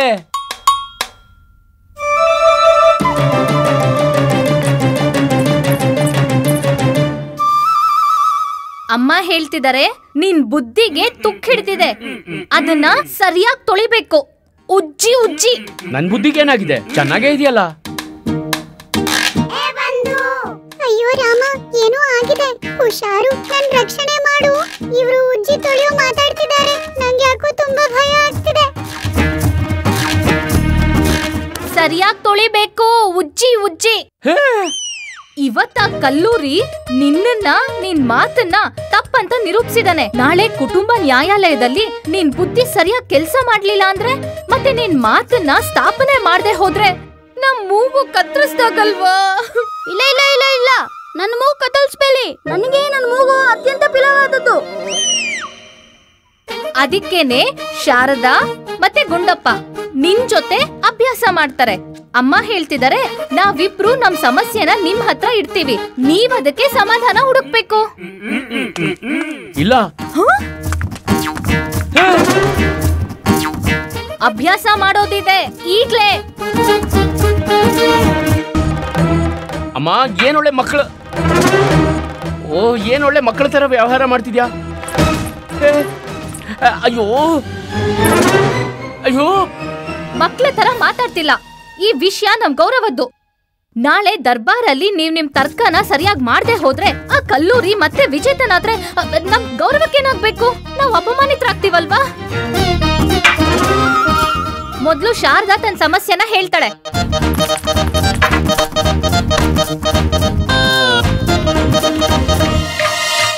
ಕಲ್ಪನೆ ಮಾಡ್ಕೊಳ್ಳಿ, ನಾವೊಂದು ನದಿಯಲ್ಲಿದ್ದೇವೆ. ನಾವು ಮತ್ತೆ ಅಮ್ಮ ಇಬ್ರು ಮುಳುಗ್ತಿದ್ದೀವಿ. ನೀವು ನಮ್ಮಿಬ್ರಲ್ಲಿ ಒಬ್ರನ್ ಮಾತ್ರ ಉಳಿಸ್ಬೇಕು. ಹೇಳಿ, ನೀವ್ ಯಾರನ್ನು ಉಳಿಸ್ತೀರಾ? ನೀವಿಬ್ರು ನದಿಗೆ ಯಾಕೆ ತಾನೇ ಹೋಗ್ತೀರಾ? ಮನೆಯಲ್ಲೇ ಇರಿಯಲ್ಲ ಸುರಕ್ಷಿತವಾಗಿ, ಅಲ್ವಾ? ನಾವು ನಿನ್ನ ಪ್ರಶ್ನೆ ಕೇಳಿದೀವಿ. ಪ್ರಶ್ನೆಗೆ ಉತ್ತರ ಪ್ರಶ್ನೆ ಆಗಿರುವುದಿಲ್ಲ, ಉತ್ತರವಾಗಿರುತ್ತೆ. ಉತ್ತರ ನೀಡಿ. ನಾನೆಂತ ವಿಪತ್ತಿಗೆ ಸಿಕ್ಕಾಕೊಂಡೆ. ಸರಿ ಆಯ್ತು, ನಿನಗೆ ಉತ್ತರನೇ ಬೇಕಲ್ವಾ? ನಾನು ಅಮ್ಮನ ಉಳಿಸ್ತೀನಿ. ಹಾ, ನಿಮ್ ತಾತ್ಪರ್ಯ ನಾವು ಮುಳುಗ್ ಸಾಯ್ಲಿ ಅಂತನಾ? ನೀವ್ ನಮ್ಮನ್ನ ಸ್ವಲ್ಪನೂ ಪ್ರೀತಿಸೋದಿಲ್ಲ. ನಿಮ್ಗೆ ನಮ್ ಬಗ್ಗೆ ಚಿಂತೆನೇ ಇಲ್ಲ. ಎತ್ಕೊಳ್ಳಿ. ಏನ್ ಎತ್ಕೊಳ್ಳಿ? ನಿಮ್ಗಲ್ಲ, ಭಗವಂತಂಗ್ ಹೇಳ್ತಿದ್ದೀನಿ. ಭಗವಂತ ನಮ್ಮನ್ನ ಎತ್ಕೋ.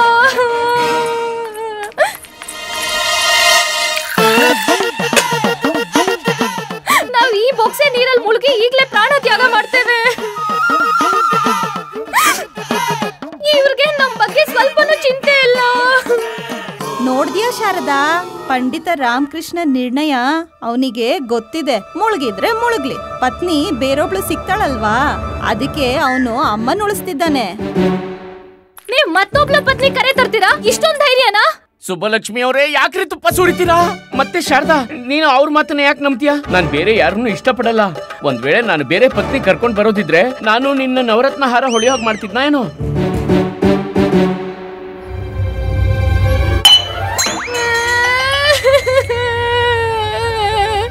ನೋಡಿದ್ರ ಇದ್ರ ಅರ್ಥ ಇವ್ರು ನಮ್ಗೆ ಲಂಚ ನೀಡ್ತಿದ್ರು, ಯಾಕಂದ್ರೆ ಬೇರೆ ಪತ್ನಿ ಕರ್ಕೊಂಡ್ ಬರೋಕೆ. ನೀವ್ ನಮ್ಮನ್ನ ಸ್ವಲ್ಪನೂ ಪ್ರೇಮಿಸೋದಿಲ್ಲ. ಎತ್ಕೋ ಭಗವಂತ, ಬೇಗ ಎತ್ಕೋ. ಹಾ, ಈ ಸುಬ್ಬಲಕ್ಷ್ಮಿನ ಎತ್ಕೋ. ಸುಬ್ಬಲಕ್ಷ್ಮಿ, ನಿಮ್ಮ ಪರಾಮರ್ಶೆ, ನಿಮ್ಮ ಟಿಪ್ಪಣಿ ನಿಮ್ ಬಳಿನೇ ಇರಿಸ್ಕೊಳಕ್ ಆಗಲ್ವಾ? ನೆಮ್ಮದಿ ಹಾಳು ಮಾಡ್ತಿದ್ರಲ್ಲ. ಶಾರದಾ, ಶಾರದಾ, ಒಂದ್ಸಲ ಕೇಳಿಲಿ, ನಾನು ಅಮ್ಮನ ರಕ್ಷಣೆ ಮಾಡೋ ಮಾತು ಯಾಕೆ ಹೇಳಿದೆ ಅಂತ. ನಾವೇನು ಕೇಳ್ಬೇಕಾಗಿಲ್ಲ. ಎಲ್ಲರೂ ಕೇಳಿದೀರಾ? ಯಾವ್ದಾದ್ರು ಪತ್ನಿ ನದಿಲ್ ಮುಳುಗ್ತಿರೋದ್ನ? ಪತ್ನಿ ಮುಳುಗಲ್ಲ, ಪತಿಯನ್ನ ಮುಳುಗಿಸ್ತಾಳೆ. ಹೀಗೆ ನೋಡಿ ಹೇಗೆಲ್ಲ ಮಾತಾಡ್ತಾರೆ.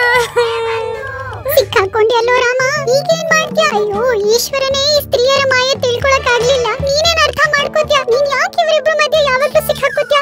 ಬುದ್ಧಿ ಭ್ರಷ್ಟವಾಗಿದೆಯಲ್ಲ ನನಗೆ.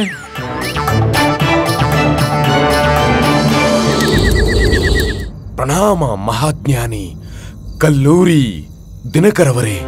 ನಿಮ್ಮಂತಹ ಜ್ಞಾನಿ ಮಹಾಪುರುಷರಿಗೆ ನಮ್ಮ ಕೋಟಿ ಕೋಟಿ ನಮನ. ನಿಮ್ಮಂಥ ಹೇಗೆಂದರೆ ನಾವು ಮಹಾರಾಜ ಕೃಷ್ಣದೇವರಾಯರ ದರ್ಬಾರಿನ ಶೋಭೆ ಹೆಚ್ಚಿಸಬೇಕೆಂದು ಇದೆ ಅಲ್ವಾ? ನೀವಂತ ನಮ್ಮ ಬಾಯಿಂದ ಹೊರಬರೋಕು ಮೊದಲೇ ನಮ್ಮ ಮನಸ್ಸನ್ನು ಅರ್ಥ ಮಾಡ್ಕೊಂಡಿದ್ದೀರಾ. ಇದನ್ನೇ ಹೇಳೋದು ಮಹಾಜ್ಞಾನಿ, ಬುದ್ಧಿವಂತ, ಮಹಾಪುರುಷ. ನೋಡಿ ಕಲ್ಲೂರಿ ಮಹೋದಯ, ಮಹಾರಾಜ ಶ್ರೀ ಕೃಷ್ಣದೇವರಾಯರ ಆಪ್ತ ಸಲಹೆಗಾರನಾಗಿ ಈ ಮೂರ್ಖ ಪಂಡಿತ ರಾಮಕೃಷ್ಣನಿರಬಾರದು. ಅವನ ಜ್ಞಾನದ ಗಂಟೆ ಬಾರಿಸುತ್ತಲೇ ಇರುತ್ತಾನೆ. ಅದೇ ಮತ್ತೆ ನಾವು ನಿಮ್ಮ ಹೆಸರನ್ನು ಪ್ರಸ್ತಾಪ ಮಾಡಬೇಕೆಂದಿದ್ದೇವೆ. ಪಂಡಿತ ರಾಮಕೃಷ್ಣರ ಪ್ರತಿವಾದಿಯ ರೂಪದಲ್ಲಿ. ಅವನಿಗೆ ತುಂಬಾ ಗರ್ವವಿದೆ ತನ್ನ ಅಲ್ಪ ಜ್ಞಾನದ ಬಗ್ಗೆ. ಅವನಲ್ಲಿ ಸ್ವಲ್ಪವೂ ಲಜ್ಜೆ ಶೇಷವಿದೆ. ನನ್ನಂತಹ ಜ್ಞಾನಿ ಮಹಾಜ್ಞಾನಿಯ ಎದುರು ತರ್ಕ ಪ್ರಸ್ತಾಪ ಮಾಡೋ ಪ್ರಯತ್ನ ಪಡುವುದಿಲ್ಲ ಮತ್ತು ಸ್ವಯಂ ತನ್ನ ಸ್ಥಾನವನ್ನ ತ್ಯಾಗ ಮಾಡಿ ನಮ್ಮ ಪಕ್ಷಕ್ಕೆ ನೀಡುತ್ತೇನೆ. ನೀವಂತೂ ಪರಮಜ್ಞಾನಿಗಳು. ಒಂದು ವೇಳೆ ನೀವು ಬಯಸಿದರೆ ನಾವು ರಾಜನೀತಿಯ ಪ್ರಯೋಗ ಮಾಡಿ ನಿಮ್ಮ ಬೇಳೆ ಬೇಯಿಸ್ಕೊಳ್ತೀರಾ. ಸಾಮಧಾನ ದಂಡ ಭೇದ ಯಾವುದಾದರೂ ಇಲ್ಲಿಂದ ಅಲ್ಲಿ ಮಾಡಿ ಹೇಗಾದರೂ ಮಾಡಿ ಪಂಡಿತ ರಾಮಕೃಷ್ಣನನ್ನ ದರ್ಬಾರಿನಿಂದ ಹೊರ ಹಾಕಿಸ್ತೀರಾ. ಅವನ ಸ್ಥಾನದಲ್ಲಿ ನನ್ನನ್ನ ಕೂರಿಸ್ತೀರಾ. ಏಕೆಂದರೆ ಜೀವನ ಪರ್ಯಂತ ನಾವು ನಿಮ್ಮ ಪ್ರತಿ ಮಾತನ್ನ ಎಂದೂ ವಿರೋಧಿಸದೆ ಒಪ್ಪುತ್ತಾ ಮಹಾರಾಜ ಕೃಷ್ಣದೇವರಾಯರ ಸಮಕ್ಷ ನಿಮ್ಮ ಮಹತ್ವ ಹೆಚ್ಚಿಸುತ್ತಿರಬೇಕು. ಮಣಿ, ಇವನು ಪ್ರಪಂಚದಲ್ಲೇ ಮೊದಲ ವ್ಯಕ್ತಿ ನಮ್ಮ ಗುರುಜಿನ ಚೆನ್ನಾಗಿ ಜಾಲಾಡಿಸಿ ತಿಳ್ಕೊಂಡಿದ್ದಾನೆ. ಪಂಡಿತ ರಾಮಕೃಷ್ಣನನ್ನು ಹೊರ ಹಾಕುವುದಕ್ಕೆ ನಾವು ಏನೇ ಮಾಡಬೇಕಿದ್ರು ನಮಗೆ ಸ್ವೀಕಾರವಿದೆ. ನಾವು ಮಾಡುತ್ತೇವೆ, ಅವಶ್ಯ ಮಾಡುತ್ತೇವೆ, ಎಲ್ಲವನ್ನು ಮಾಡಿ. ಹಾಗಾದರೆ ಸರಿ, ಪಕ್ಷಿಯ ಹಾಗೆ ಹಾರುವ ಪ್ರದರ್ಶನ ಮಾಡಿ. ಅವಶ್ಯ. ಇಲ್ಲಿ ನೋಡಿ. ಸರಿ, ಅದು ಬೇಡ ಬಿಡಿ. ನೀವು ಒಮ್ಮೆ ಕೋಳಿ ಹಾಗೆ ನಿಂತು ತೋರಿಸಿ. ನಾವು ಕೋಳಿಯಾಗಬೇಕಾ? ಕತ್ತೆ ಸಾಕು. ಕಲ್ಲೂರಿ ಮಹಾಶಯ, ನೀವು ನಮ್ಮನ್ನು ವಿಜಯನಗರ ಸಾಮ್ರಾಜ್ಯದ ರಾಜ ಪುರೋಹಿತ ಆಚಾರ್ಯ ತಥಾಚಾರ್ಯರ ಅಪಮಾನ ಮಾಡುತ್ತಿದ್ದೀರಾ. ನಾವು ಕೇವಲ ನಿಮ್ಮ ಬಳಿ ಬೇಡಿಕೆಡಲು ಬಂದಿದ್ದೆವು. ನಮಗೆ ಸ್ವೀಕಾರವಿಲ್ಲ. ಯಾವಾಗ ಎಲ್ಲಿ ಏನ್ ಮಾಡಬೇಕು ನಮಗೆಲ್ಲ ತಿಳಿದಿದೆ. ನಮಗೆ ನಿಮ್ಮ ಬೇಡವಾದ ಬೇಡಿಕೆಯ ದರ ಯಾವುದೇ ಅವಶ್ಯಕತೆ ಇಲ್ಲ. ಈಗೇನೇ ಆದರೂ ನಾಳೆ ಕೃಷ್ಣದೇವರಾಯರ ದರ್ಬಾರಿನಲ್ಲಾಗುತ್ತದೆ. ಮಹಾರಾಜ, ಇಂದು ವಿಜಯನಗರದ ರಾಜ್ಯದ ಇತಿಹಾಸದಲ್ಲಿ ಒಂದು ವಿಶೇಷ ದಿವಸ. ಇಂದು ಮೊದಲ ಬಾರಿ ಹೀಗಾಗುತ್ತಿದೆ. ಮಹಾರಾಜ ಕೃಷ್ಣದೇವರಾಯರ ನ್ಯಾಯ ಪ್ರಣಾಳಿಕೆಯಲ್ಲಿ ಕೆಲವರಿಗೆ ಸಂದೇಹವಾಗಿದೆ. ಆದ್ದರಿಂದ ಮಹಾರಾಜರಿಗೆ ಇದನ್ನು ತಿಳಿಸಬೇಕಾಗಿದೆ. ಪಂಡಿತ ರಾಮಕೃಷ್ಣರು ನೀಡಿರುವ ಪರಾಮರ್ಶೆಯಲ್ಲಿ ಜನರ ನಂಬಿಕೆ ಕಡಿಮೆಯಾಗುತ್ತಿದೆ.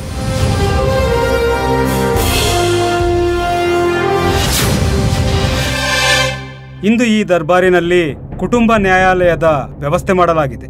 ಪಂಡಿತ ರಾಮಕೃಷ್ಣ ಮತ್ತು ಕಲ್ಲೂರಿ ದಿನಕರ ಅವರ ಸಮಕ್ಷ ಪ್ರಕರಣ ಪ್ರಸ್ತುತಪಡಿಸಲಾಗುವುದು. ಅದರ ಮೇಲೆ ಇಬ್ಬರು ತಮ್ಮ ತಮ್ಮ ಪರಾಮರ್ಶೆ ನೀಡುತ್ತಾರೆ. ಅದರ ನಂತರ ಮಹಾರಾಜರು ಸ್ವಯಂ ಈ ನಿರ್ಣಯ ತೆಗೆದುಕೊಳ್ಳುತ್ತಾರೆ, ಯಾರ ಪರಾಮರ್ಶೆ ನ್ಯಾಯಪೂರ್ಣವೆಂದು. ಅಂತ್ಯದಲ್ಲಿ ಯಾರ ಅಧಿಕ ಪರಾಮರ್ಶೆ ನ್ಯಾಯದ ಪರವಾಗಿರುತ್ತದೋ ಅವರನ್ನು ವಿಜೇತರೆಂದು ಘೋಷಿಸಲಾಗುವುದು. ಉಚಿತವಿದೆ. ಮಹಾರಾಜ, ನಾವು ಪಂಡಿತ ರಾಮಕೃಷ್ಣ ಹಾಗೂ ಕಲ್ಲೂರಿ ದಿನಕರರನ್ನ ಪ್ರಸ್ತುತಪಡಿಸಲು ಅನುಮತಿ ಕೋರುತ್ತೇವೆ. ಅನುಮತಿ ಇದೆ ಮಂತ್ರಿವರ್ಯ. ಪಂಡಿತ ರಾಮಕೃಷ್ಣ ಮತ್ತವರ ಪ್ರತಿಸ್ಪರ್ಧಿ ಪಂಡಿತ ಕಲ್ಲೂರಿನ ದಿನಕರರು ಸಭೆಗೆ ಆಗಮಿಸುತ್ತಿದ್ದಾರೆ.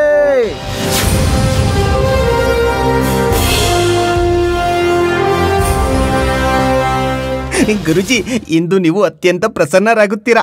ಇವತ್ತು ಈ ಸಭೆಯಲ್ಲಿ ಮಹಾರಾಜರ ಎದುರು ಪಂಡಿತ ರಾಮಕೃಷ್ಣರ ಗೌರವಕ್ಕೆ ಶೀಘ್ರದಲ್ಲಿ ಧಕ್ಕೆ ಉಂಟಾಗಲಿದೆ ಗುರುಜಿ. ಮಹಾರಾಜ, ಮೊದಲನೇ ಪ್ರಕರಣ ಪ್ರಸ್ತುತಪಡಿಸಲು ಅನುಮತಿ ಕೋರುತ್ತೇವೆ.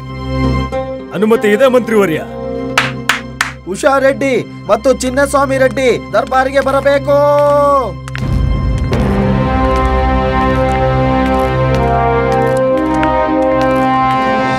ಮಹಾರಾಜ, ಉಷಾರೆಡ್ಡಿ ಕಥನವೇನೆಂದರೆ ಇವರ ಪತಿ ಈಕೆಗೆ ದ್ರೋಹ ಮಾಡಿ ವಿವಾಹವಾಗಿದ್ದಾರೆ. ಯಾವ ಪ್ರಕಾರದ ದ್ರೋಹ ಸ್ಪಷ್ಟಪಡಿಸಿ ಉಷಾದೇವಿ. ಮಹಾರಾಜ, ವಿವಾಹದ ನಂತರ ನಮಗೆ ತಿಳಿಯಿತು ನನ್ನ ಪತಿ ಬೋಳನೆಂದು. ಅವರ ತಲೆಯಲ್ಲಿ ಕೂದಲಿಲ್ಲ. ವಿವಾಹದಲ್ಲಿ ಅವ್ರ ತಲೆ ಮೇಲೆ ಪೇಟ ಧರಿಸಿ ಉಪಸ್ಥಿತರಾಗಿದ್ದರು. ಆದ್ದರಿಂದ ಯಾರಿಗೂ ತಿಳಿಯಲೇ ಇಲ್ಲ ಇವರು ಬೋಳರೆಂದು. ಮಹಾರಾಜ, ನನಗೆ ಈ ಬೋಳ ತಲೆಯ ಪತಿ ಸ್ವೀಕಾರವಿಲ್ಲ. ಲೋಮಣಿ, ಈ ಸಮಸ್ಯೆ ನಮ್ಮ ಪರಮ ಪೂಜ್ಯ ಗುರುಮಾತೆದು ಕೂಡ ಇದೆ. ವರ್ಣಮಾಲ ನಮ್ಮನ್ನು ತಮ್ಮ ಸ್ವಾಮಿಯನ್ನು ಈಶ್ವರನೆಂದು ಭಾವಿಸುತ್ತಾಳೆ. ಈಗ ಈಶ್ವರನ ತಲೆಯಲ್ಲಿ ಕೂದಲಿರ್ಲಿ ಇಲ್ಲದಿರ್ಲಿ ಏನು ವ್ಯತ್ಯಾಸವಿದೆ?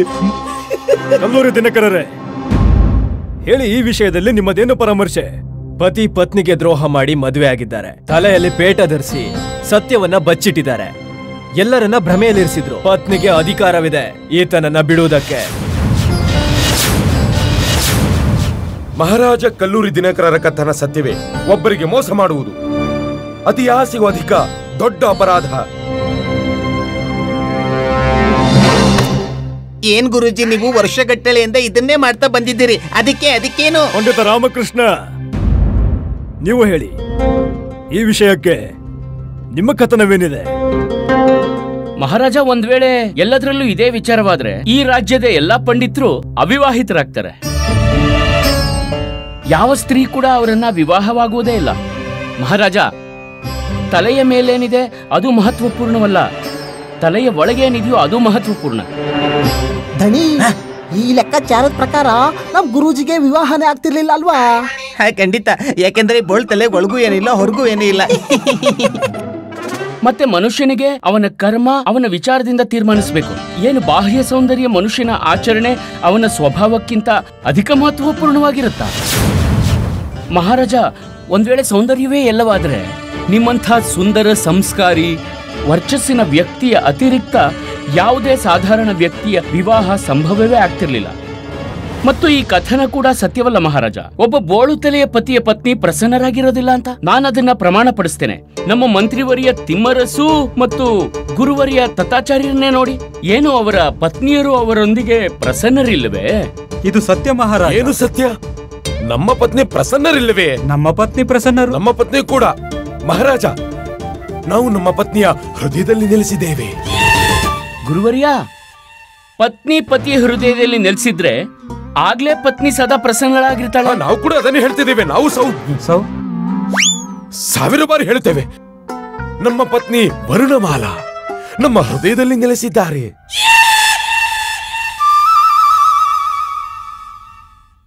ಮಹಾರಾಜ ರಾಮಕೃಷ್ಣರು ಎಲ್ಲರನ್ನ ಮುಖ್ಯ ಚರ್ಚೆಯಿಂದ ದಾರಿ ತಪ್ಪಿಸ್ತಿದ್ದಾರೆ. ಮುಖ್ಯ ವಿಷಯವೇನೆಂದ್ರೆ, ಚಿನ್ನಸ್ವಾಮಿ ತನ್ನ ಪತ್ನಿಯನ್ನ ಭ್ರಮೆಗೊಳಿಸಿ ಅವರಿಗೆ ದ್ರೋಹ ಮಾಡಿ ಮದುವೆ ಆಗಿದ್ದಾರೆ. ಅವರು ಬೋಳಿದ್ದರು, ಸತ್ಯಕ್ಕೆ ಮುಚ್ಚಿಟ್ಟಿದ್ದರು. ಅವರು ಸತ್ಯವೇಕೆ ಹೇಳಲಿಲ್ಲ? ಯಾವ ವಿವಾಹವು ಅಸತ್ಯದ ಮೇಲೆ ನಿಂತಿಹುದೋ ಆ ವಿವಾಹ ಮಾನ್ಯವಲ್ಲ.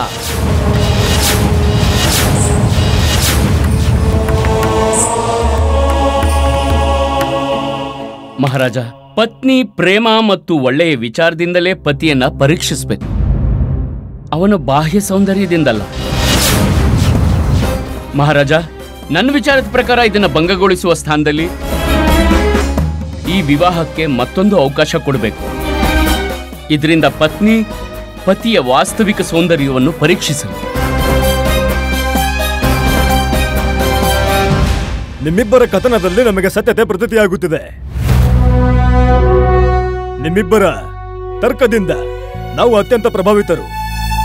ವಿವಾಹ ನಮ್ಮೆಲ್ಲರ ಜೀವನದ ಒಂದು ಅತ್ಯಂತ ಮಹತ್ವಪೂರ್ಣ ಘಟ್ಟವಾಗಿದೆ. ಅದನ್ನು ಈ ಪ್ರಕಾರ ಮತ್ತು ಇಷ್ಟು ಸುಲಭವಾಗಿ ಮುರಿಯುವುದಂತೂ ಅನುಚಿತವಾಗುತ್ತದೆ. ನಾವು ನಿಮ್ಮಿಬ್ಬರಲ್ಲಿ ಈ ಆಗ್ರಹವಂತೂ ಮಾಡಲಾಗುವುದಿಲ್ಲ. ನೀವಿಬ್ಬರು ನಿಮ್ಮ ವಿವಾಹದ ಜೀವನ ಕಳೆಯಿರಿ ಎಂದು, ಏಕೆಂದರೆ ಅದು ನಿಮ್ಮಿಬ್ಬರ ವ್ಯಕ್ತಿಗತ ಪ್ರಸಂಗ. ನಾವು ಈ ಸಲಹೆ ಅವಶ್ಯ ನೀಡ ಬಯಸುತ್ತೇವೆ. ಈ ವಿವಾಹಕ್ಕೆ ಮತ್ತೊಂದು ಅವಕಾಶ ಕಲ್ಪಿಸಿಕೊಡಬೇಕು. ನೀವು ಪರಿವಾರದೊಂದಿಗೆ, ಪರಿವಾರದ ವರಿಷ್ಠ ಜನರೊಂದಿಗೆ ಕೆಲ ಸಮಯ ಕಳೆಯಿರಿ. ಅದರ ನಂತರ ನೋಡಿ, ಬಹುಶಃ ನೀವು ಒಬ್ಬರಿನ್ನೊಬ್ಬರನ್ನು ಅರಿತುಕೊಳ್ಳಬಹುದು, ಒಬ್ಬರಿನ್ನೊಬ್ಬರನ್ನು ಪ್ರೇಮಿಸಬಹುದು. ಅದರ ನಂತರವೂ ಕೂಡ ಅನಿಸಿದರೆ ನಿಮಗೆ ದ್ರೋಹವಾಗಿದೆ ಎಂದು ನಿಮಗೆ ನ್ಯಾಯ ಅವಶ್ಯ ಸಿಗುತ್ತದೆ ದೇವಿ. ಈ ಪ್ರಕರಣ ಇಲ್ಲಿಯೇ ಸಮಾಪ್ತಿಯಾಗುತ್ತದೆ. ಮಹಾರಾಜ ಕೃಷ್ಣ ದೇವರಾಯರಿಗೆ, ಮಹಾರಾಜ ಕೃಷ್ಣ ದೇವರಾಯರಿಗೆ. ಮಂತ್ರಿವರ್ಯರೇ, ಮಹಾರಾಜ, ಈ ಪ್ರಕರಣಕ್ಕೆ ಕಲ್ಲೂರಿ ದಿನಕರರು ಹಾಗೂ ಪಂಡಿತ ರಾಮಕೃಷ್ಣ ಇಬ್ಬರಿಗೂ ಒಂದೊಂದು ಅಂಕ ಪ್ರದಾನ ಮಾಡಿ. ನಿಮ್ಮ ಆಜ್ಞೆ ಮಹಾರಾಜ.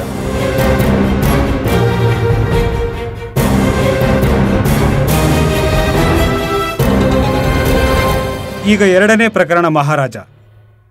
ದೇವಿ ವರುಣಮಾಲರನ್ನ ಪ್ರಸ್ತುತಪಡಿಸಿ. ವರ್ಣಮಾಲ? ಇನ್ಯಾವ ವರ್ಣಮಾಲ ಇದ್ದಾರೆ ವಿಜಯನಗರದಲ್ಲಿ? ನಮ್ಮಾಕಿಂತೂ ಆಗಲು ಸಾಧ್ಯವೇ ಇಲ್ಲ.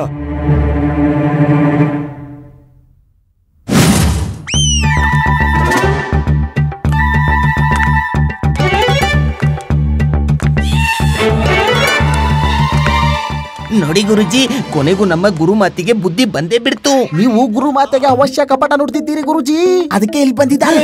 ಗುರುಜಿ, ಈಗ ನಿಮ್ಮ ಗೌರವ ಮಣ್ಣಾಗೋಗುತ್ತೆ, ಕಚ್ಚೆ ಉದ್ರಾಗುತ್ತೆ.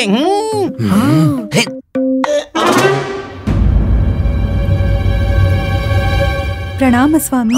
ಸರಿ ಸರಿ. ಇದೇನು? ಚಾಕು. ಚಾಕುನೆ ನಾವು ನೋಡ್ತಿದೀವಿ, ಆದ್ರೆ ಏನ್ ಮಾಡ್ಬೇಕು? ಇದರಿಂದ ನೀವು ನಮ್ಮ ವಧೆ ಮಾಡಿ ಸ್ವಾಮಿ. ನಾವು ಈ ತೆರೆದ ದರ್ಬಾರಿನಲ್ಲಿ ಏನು ಹೇಳಲು ಹೋಗುತ್ತಿದ್ದೆವೋ ಅದರ ನಂತರ ನಮ್ಮ ಜೀವನಕ್ಕೆ ಯಾವುದೇ ಅರ್ಥವಿಲ್ಲ. ನಾವು ನಿಮ್ಮ ವಧೆ ಏಕೆ ಮಾಡಬೇಕು? ನಾವು ನಿಮ್ಮ ವಧೆಯನ್ನು ಏಕೆ ಮಾಡ ಬಯಸುತ್ತೀವಿ? ನೀವು ನಮ್ಮಲ್ಲಿ ದಯ ತೋರಿಸ್ಬಿಡಿ, ಮಾಡಿ ನಮ್ಮ ವಧೆ. ಗುರುಮಾತೆ, ಶಾಂತರಾಗಿ ನೀವು ಮತ್ತು ನಮಗೆ ಹೇಳಿ, ಏನು ಕಷ್ಟ ನಿಮ್ಮದು? ನೀವು ಗುರುವರರಿಂದ ಇಷ್ಟು ವಿಚಿತ್ರ ಆಗ್ರಹ ಏಕೆ ಮಾಡುತ್ತಿದ್ದೀರಿ? ಮಹಾರಾಜ, ಶಿವನ ಪವಿತ್ರ ಪಾದದ ಬಳಿ ನಾವು ಪ್ರಭುವಿಗೆ ಹಾಲಿನಿಂದ ಅಭಿಷೇಕ ಮಾಡ ಬಯಸಿದ್ದೇವೆ.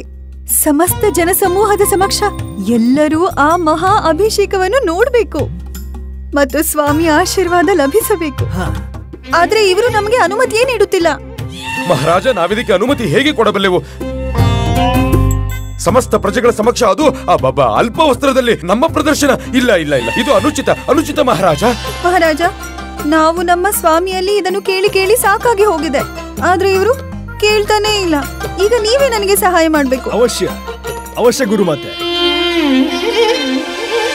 ಕಲ್ಲೂರಿ ದಿನಕರರೇ, ಗುರುಮಾತೆಯ ಈ ಇಚ್ಛೆಯ ಆಧಾರದ ಮೇಲೆ ನೀವೇನು ಪರಾಮರ್ಶೆ ನೀಡುತ್ತೀರಾ? ಇದೆಂತಹ ಪರಿಹಾಸ್ಯವಾಗುತ್ತಿದೆ ದರ್ಬಾರಿನಲ್ಲಿ ಮಹಾರಾಜ. ಅಭಿಷೇಕ ಕೇವಲ ಮಹಾದೇವ ಶಿವಲಿಂಗಕ್ಕಾಗುತ್ತದೆ. ಮನುಷ್ಯನಿಗೆ ಅಭಿಷೇಕ ಅರ್ಥಾತ್ ಈಶ್ವರನ ಪರಿಹಾಸ್ಯ. ಇದು ಅಸಂಭವ. ಪಂಡಿತ ರಾಮಕೃಷ್ಣ, ಏನು ನಿಮಗೂ ಇದು ಅಸಂಭವವೆನಿಸುವುದೇ? ಇಲ್ಲ ಮಹಾರಾಜ, ನಾವೆಲ್ಲರೂ ಗುರುಮಾತೆಯ ಈ ಮನೋಭಾವನೆಗೆ ಪರಿಚಿತರು. ನಾವು ತಿಳಿದಿದ್ದೇವೆ, ಅವರು ಗುರುದೇವರನ್ನ ತನ್ನ ಈಶ್ವರನೆಂದು ನಂಬಿದ್ದಾರೆ. ಇವರ ತಲೆಯಿಂದ ಹಿಡಿದು ಇವರ ಚರಣ ಪಾದುಕೆಯವರೆಗೂ ಇವರನ್ನ ಶಿವಲಿಂಗದ ರೂಪದಲ್ಲೇ ಕಾಣ್ತಾರೆ ಮತ್ತು ಅವರನ್ನು ಪಾರ್ವತಿ ರೂಪದಲ್ಲಿ. ಒಂದು ವೇಳೆ ತನ್ನ ಸ್ವಾಮಿಯ ಅಭಿಷೇಕ ಮಾಡಬಯಸಿದ್ರೆ ಇದರಲ್ಲಿ ಈಶ್ವರನಿಗೆ ಅಪಮಾನ ಹೇಗೆ ಮಾಡದಂತೆ? ನನ್ನ ವಿಚಾರದ ಪ್ರಕಾರ ಇವರಿಗೆ ಅವಶ್ಯ ಅನುಮತಿ ನೀಡಬೇಕು. ಮಹಾರಾಜ, ನಮಗೆ ಆ ರೀತಿ ಯಾವುದೇ ಅಭಿಲಾಷೆ ಇಲ್ಲ. ಅದು ಎಲ್ಲರ ಸಮಕ್ಷ, ಅದು ಸಾರ್ವಜನಿಕ ರೂಪದಲ್ಲಿ, ಅದು ಅಲ್ಪ ವಸ್ತ್ರದಲ್ಲಿ. ಇಲ್ಲ ಇಲ್ಲ ಇಲ್ಲ ಇಲ್ಲ ಇಲ್ಲ ಇಲ್ಲ. ಹರಿಲಿ ಉದಿಗಿನ ಬಟ್ಟೆ. ಇಂಥ ಭಯಾನಕ ದೃಶ್ಯ ನೋಡೋಕೆ ಯಾವ ಪ್ರಜೆಗಳಂತೂ ಬರೋದೇ ಇಲ್ಲ. ಸತ್ಯವಚನ. ಮನುಷ್ಯನಿಗೆ ಅಭಿಷೇಕ ಘೋರ ಪಾಪ. ನಾನು ಒಪ್ತೇನೆ, ಮನುಷ್ಯನಿಗೆ ಅಭಿಷೇಕ ಇರೋದಿಲ್ಲ. ಹಾಗಾದ್ರೆ ಸರಿ, ಈ ಸಮಸ್ಯೆಗೂ ನನ್ನ ಹತ್ರ ಒಂದು ಉಪಾಯ ಇದೆ. ಸರ್ವಪ್ರಥಮ ಒಂದು ಉಚಿತ ಸ್ಥಾನವನ್ನು ಸಜ್ಜುಗೊಳಿಸಿ ಅಲ್ಲಿ ಗುರುವರ್ಯರನ್ನು ಕೂರಿಸಿ ಅವರ ಸಮಕ್ಷ ಒಂದು ಶಿವಲಿಂಗದ ಸ್ಥಾಪನೆ ಮಾಡಿ ಗುರುಮಾತೆಯೇ ಆ ಶಿವಲಿಂಗವನ್ನು ತನ್ನ ಪತಿ ಪರಮೇಶ್ವರ ಪ್ರತಿರೂಪವೆಂದು ತಿಳಿದು ಅದರ ಅಭಿಷೇಕವಂತೂ ಮಾಡಬಹುದಲ್ಲವೇ? ಅಭಿಷೇಕದ ನಂತರ ಜಲದ ಕೆಲ ಹನಿಗಳು ಗುರುವರ್ಯರ ಮೇಲೂ ಬೀಳುತ್ತೆ. ಈ ಪ್ರಕಾರ ಗುರುಮಾತೆಯ ಆಸೆಯೂ ಪೂರ್ಣವಾಗುತ್ತೆ ಮತ್ತು ಈಶ್ವರನಿಗೆ ಅಪಮಾನ ಮಾಡಿದ ಯಾವ ಪ್ರಸಂಗವೂ ಇರೋದಿಲ್ಲ. ಮಹಾರಾಜ, ಇದು ಆಗಬಹುದು. ಈಗ ಬರೋದಾದ್ರೆ ಅಭಿಷೇಕದ ಸ್ಥಾನದ ಬಗ್ಗೆ. ಅದು ಯಾವುದಾದ್ರೂ ಮಂದಿರದಲ್ಲೇ ಆಗ್ಬೇಕು. ಏನು ಗುರುಮಾತೆ, ಯಾವ ಮಂದಿರ ನಿಮಗೆ ಉಪಯುಕ್ತವಾಗಿರುತ್ತೆ? ನಮಗೆ ಅದೇ ಸ್ಥಾನ ಮಂದಿರವಿದ್ದಂತೆ, ಎಲ್ಲಿ ನಮ್ಮ ಸ್ವಾಮಿ ವಾಸವಿರುತ್ತಾರೋ. ಅರ್ಥಾತ್ ನಿಮ್ಮ ಮನೆ? ಹೌದು ಮಹಾರಾಜ, ನಿರ್ಧಾರವಾಯಿತು. ಈ ಅಭಿಷೇಕ ಗುರುವರಿಯರ ಮನೆಯಲ್ಲೇ ಆಗುತ್ತದೆ. ಉಚಿತವಿದೆ. ನಿಮ್ಮ ಪರಾಮರ್ಶೆ ನಮಗೆ ಸ್ವೀಕಾರವಿದೆ. ಅದ್ಭುತ ಅದ್ಭುತ. ಹಾಗಾದ್ರೆ ಉಪಾಯ ಸಿಕ್ಕಾಯ್ತು. ಗುರುಮಾತೆಯು ಖುಷಿ ಮತ್ತೆ ಗುರುವರ್ಯರು ಕೂಡ ಒಪ್ಪಿದ್ದಾರೆ. ಮಂತ್ರಿವರ್ಯ, ಈ ಪ್ರಕಾರ ರಾಮಕೃಷ್ಣರದ್ದಾಗಿರುತ್ತದೆ 2 ಅಂಕ ಮತ್ತು ಕಲ್ಲೂರಿ ಮಹೋದಯರದ್ದು 1.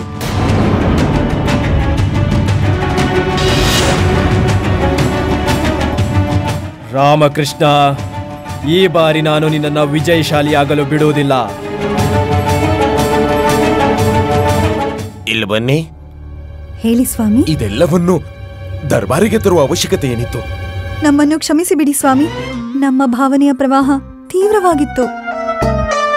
ಗುರುವರ್ಯ, ಅರ್ಥ ಮಾಡ್ಕೊಳ್ಳೋ ಪ್ರಯತ್ನ ಪಡಿ. ಒಂದೊಂದ್ಸಲ ಹಾಗಾಗತ್ತೆ. ನಮ್ಮ ಪರಿವಾರದಂತೆ ನಿಮ್ಮ ಪರಿವಾರ ಕೂಡ ಈ ರೀತಿ ಸಮಸ್ಯೆ ಹೊತ್ಕೊಂಡು ದರ್ಬಾರಿಗೆ ಬಂದಾಗ ನಿಮ್ಮ ಪರಾಮರ್ಶೆ ನೀಡಿ ಪಂಡಿತ ರಾಮಕೃಷ್ಣ. ಶಾರದಾ ದೇವಿ ಮತ್ತು ಪಂಡಿತ ರಾಮಕೃಷ್ಣ ಅವರ ಅಮ್ಮ ದರ್ಬಾರ್ಗೆ ಉಪಸ್ಥಿತರಾಗುತ್ತಿದ್ದಾರೆ. ತಗೊಳ್ಳಿ, ನಮ್ಮ ಮನಸ್ಸಿನ ಕೋರಿಕೆ ಪೂರ್ತಿ ಆಯಿತು.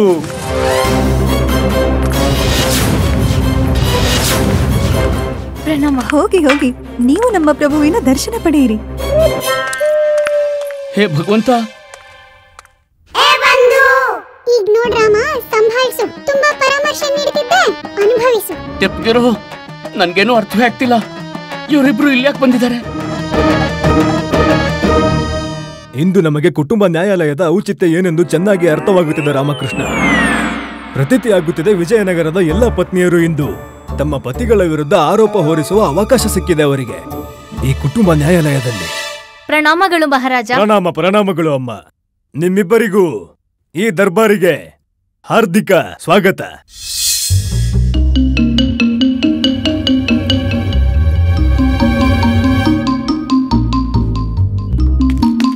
ಇಬ್ರು ಇಲ್ಲಿ ಯಾವ ಪ್ರಯೋಜನಕ್ಕೋಸ್ಕರ ಬಂದಿದ್ದೀರಿ? ಮನೇಲಿ ನನ್ನ ದುರ್ಗತಿಗೆ ಕಡಿಮೆ ಅವಕಾಶ ಸಿಕ್ತಿತ್ತ? ಮಹಾರಾಜ, ನಾವು ನಮ್ಮ ನ್ಯಾಯವನ್ನು ಪ್ರಾರ್ಥಿಸಿ ಬಂದಿದ್ದೇವೆ. ನಮಗ್ ನ್ಯಾಯ ಕೊಡಿ.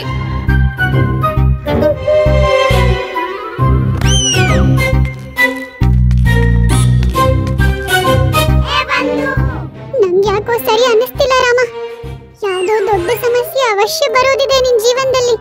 ನಿನ್ ದುರ್ಗತಿ ನಿಶ್ಚಿತ. ನೀವು ಹೇಳಿ, ನಿಮ್ಮ ತೊಂದರೆ ಏನು, ಸಂಕಟವೇನು? ನಾವು ಉಪಾಯ ಹೇಳುತ್ತೇವೆ ಅವಶ್ಯ. ಹಾಗಾದ್ರೆ ಹೇಳಿ, ನಮ್ಮ ಮತ್ತು ಅಮ್ಮನಲ್ಲಿ ನೀವು ಯಾರ ರಕ್ಷಣೆ ಮಾಡ್ತೀರಾ? ಶಾರದಾ ದೇವಿ ಅವರೇ, ನಾವು ನಿಮ್ಮಿಬ್ಬರ ರಕ್ಷಣೆಯನ್ನು ಮಾಡುತ್ತೇವೆ. ಆದ್ರೆ ಅದಕ್ಕೂ ಮೊದಲು ಹೇಳಿ, ರಕ್ಷಣೆ ಯಾರು ಮಾಡಬೇಕು ಅಂತ. ಇಲ್ಲ ಇಲ್ಲ ಮಹಾರಾಜ, ನಾವು ನಿಮ್ಮನ್ನಲ್ಲ, ನಿಮ್ ಹತ್ರ ನಿಂತಿರೋ ಇವ್ರನ್ನ ಕೇಳ್ತಿದ್ದೇವೆ. ಹೇಳಿ, ನಮ್ಮಿಬ್ರಲ್ಲಿ ಯಾರನ್ನು ಉಳಿಸ್ತೀರಾ? ಉತ್ತರ ನೀಡಿ. ಶಾರದಾ ದೇವಿ, ನಾವು ನಿಮ್ಮ ಪ್ರಶ್ನೆಯನ್ನು ಅರಿಯುವುದರಲ್ಲಿ ಅಸಮರ್ಥರು. ಕೃಪೆ ಮಾಡಿ ಸ್ಪಷ್ಟವಾಗಿ ಹೇಳಿ, ನೀವೇನ್ ಹೇಳ ಬಯಸ್ತಿದ್ದೀರಾ? ಒಂದ್ ವೇಳೆ ನಾವು ಮತ್ತೆ ಅಮ್ಮ ಇಬ್ರು ನೀರಲ್ಲಿ ಮುಳುಗ್ತಿದ್ರೆ ಮೊದ್ಲು ಇವ್ರು ಯಾರ್ ಪ್ರಾಣ ಉಳಿಸ್ತಾರೆ? ಉತ್ತರ ನೀಡಿ, ಯಾರನ್ನು ಉಳಿಸ್ತೀರಾ?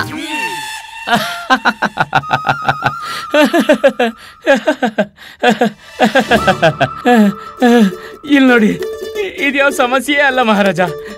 ಅತ್ಯಂತ ವ್ಯರ್ಥ ಪ್ರಶ್ನೆ ಕೇಳ್ತಿದ್ದಾರೆ. ವ್ಯರ್ಥವಾದ ಪ್ರಶ್ನೆನಾ? ಮಹಾರಾಜ, ಇದನ್ನ ವ್ಯರ್ಥವಾದ ಪ್ರಶ್ನೆ ಅಂತಿದ್ದಾರೆ. ಇದು ವ್ಯರ್ಥ ಪ್ರಶ್ನೆ ಅಲ್ಲ. ನಾವು ನಮ್ಮ ಮನೆಯಲ್ಲಿ ಇವ್ರನ್ನ ಇದೇ ಪ್ರಶ್ನೆ ಕೇಳಿದಾಗ ಇವ್ರು ನಮ್ಗೆ ಹೇಳಿದ್ರು ಇವ್ರು ಅಮ್ಮನ್ನ ಉಳಿಸ್ತೀನಿ ಅಂತ. ಅರ್ಥಾತ್ ಇವ್ರು ನಮ್ಮನ್ನ ನದಿಯಲ್ಲಿ ಮುಳುಗೋಗ್ಬಿಡ್ತೀನಿ ಅಂತ ಹೇಳ್ತಿದ್ದಾರೆ. ಮಹಾರಾಜ, ಇದು ವ್ಯರ್ಥ ಪ್ರಶ್ನೆ ಅಲ್ಲ. ಇದು ಒಬ್ಬ ಪತಿಗೆ ತನ್ನ ಪತ್ನಿಯ ಮೇಲಿನ ಪ್ರೇಮದ ಪ್ರಶ್ನೆ, ಒಬ್ಬ ಪತ್ನಿಯ ಪ್ರಾಣದ ಪ್ರಶ್ನೆ, ಅವಳ ಅಸ್ತಿತ್ವದ ಪ್ರಶ್ನೆ. ಶಾಂತಿ ಗುರುವರ್ಯ. ಗುರುವರ್ಯ ಶಾಂತರಾಗಿ. ಆಗಲಿ ಮಹಾರಾಜ. ಪಂಡಿತ ರಾಮಕೃಷ್ಣ, ನೀವು ಈ ಅತ್ಯಂತ ಗಂಭೀರ ವಿಷಯಕ್ಕೆ ಏನು ಹೇಳ ಬಯಸುತ್ತೀರಾ? ಮಹಾರಾಜ, ಒಂದ್ ವೇಳೆ ನಾನು ಶಬ್ದದಲ್ಲಿ ನಾನು ನೀರಿಗಿಳಿದ್ರೆ ನಾನು ಸ್ವಯಂ ಮುಳುಗ್ ಹೋಗ್ತೀನಿ. ನನ್ ಜೊತೆ ಅಮ್ಮನೂ ಮುಳುಗ್ ಹೋಗ್ತಾಳೆ.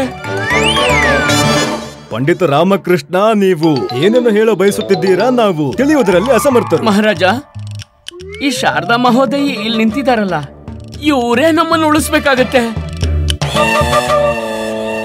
ಯಾಕೆಂದ್ರೆ ನನಗೆ ಈಜೋದಕ್ಕೆ ಬರೋದಿಲ್ಲ, ಮತ್ತೆ ಅಮ್ಮನಿಗೂ ಈಜೋದಕ್ಕೆ ಬರೋದಿಲ್ಲ. ಮಹಾರಾಜ, ಯಾವುದೇ ಪ್ರಕರಣನೇ ಆಗ್ಲಿಲ್ಲ, ನೀವು ಇವ್ರಿಗೆ ಪ್ರಸ್ಥಾನಿಸೋಕೆ ಆದೇಶ ನೀಡಿ. ಮಹಾರಾಜ, ಪ್ರಶ್ನೆ ಇದಲ್ಲ ಯಾರಿಗೆ ಈಜು ಬರುತ್ತೆ ಯಾರಿಗೆ ಈಜು ಬರಲ್ಲ ಅನ್ನೋದು. ಪ್ರಶ್ನೆ ಏನಂದ್ರೆ ಇವರು ಯಾರನ್ನು ಉಳಿಸ್ತಾರೆ.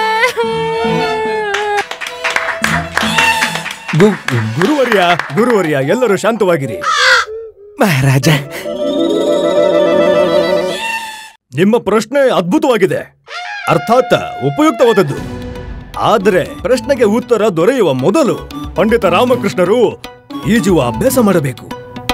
ಅವರು ಈಜುವುದನ್ನು ಕಲಿಯಬೇಕು. ಅದರ ನಂತರವೇ ಪಂಡಿತ ರಾಮಕೃಷ್ಣ ನಿಮ್ಮಿಬ್ಬರನ್ನು ಕರೆದುಕೊಂಡು ನದಿಯಲ್ಲಿ ಇಳಿಯಬೇಕು. ಆಗಲೇ ನಿಮ್ಮ ಈ ಉಪಯುಕ್ತ ಪ್ರಶ್ನೆಗೆ ಉಪಯುಕ್ತ ಉತ್ತರ ದೊರೆಯುತ್ತದೆ, ಅಲ್ವೇನು? ಉಚಿತವಿದೆ ಮಹಾರಾಜ. ಪಂಡಿತ ರಾಮಕೃಷ್ಣ, ಹೇಳಿ ಮಹಾರಾಜ. ಹೇಳಿ ಅಲ್ಲ, ಇಲ್ಲಿ ಬನ್ನಿ ನಮ್ಮ ನಿಕಟ. ಹಾ ಮಹಾರಾಜ, ಹೇಳಿ ಮಹಾರಾಜ. ಧ್ಯಾನವಿಟ್ಟು ನಮ್ಮ ಮಾತು ಕೇಳಿ. ಹಾ, ಭವಿಷ್ಯದಲ್ಲಿ ನೀವೇನಾದ್ರೂ ಈಜೋದನ್ನ ಕಲ್ತ್ರೆ ನಮ್ಗಿಂತ ಕೆಟ್ಟರು ಬೇರೆ ಯಾರು ಇರಲ್ಲ ಪಂಡಿತ ರಾಮಕೃಷ್ಣ.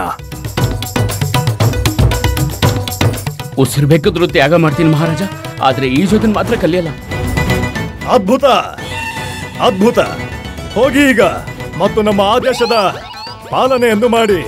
ಆಗ್ಲಿ ಮಹಾರಾಜ, ಧನ್ಯವಾದ. ನೀವಿಬ್ರು ಮನೆಗೆ ಹೋಗಿ ನಾನು ಬಂದು ನಿಮ್ಮ ಹತ್ರ ಮಾತಾಡ್ತೀನಿ ಅಲ್ಲೇ. ಮಹಾರಾಜ, ಈ ವಿಷಯದಲ್ಲಿ ನಮ್ಮ ಪರಾಮರ್ಶೆ ಏನೆಂದರೆ, ಕಲುವ ನೀನು?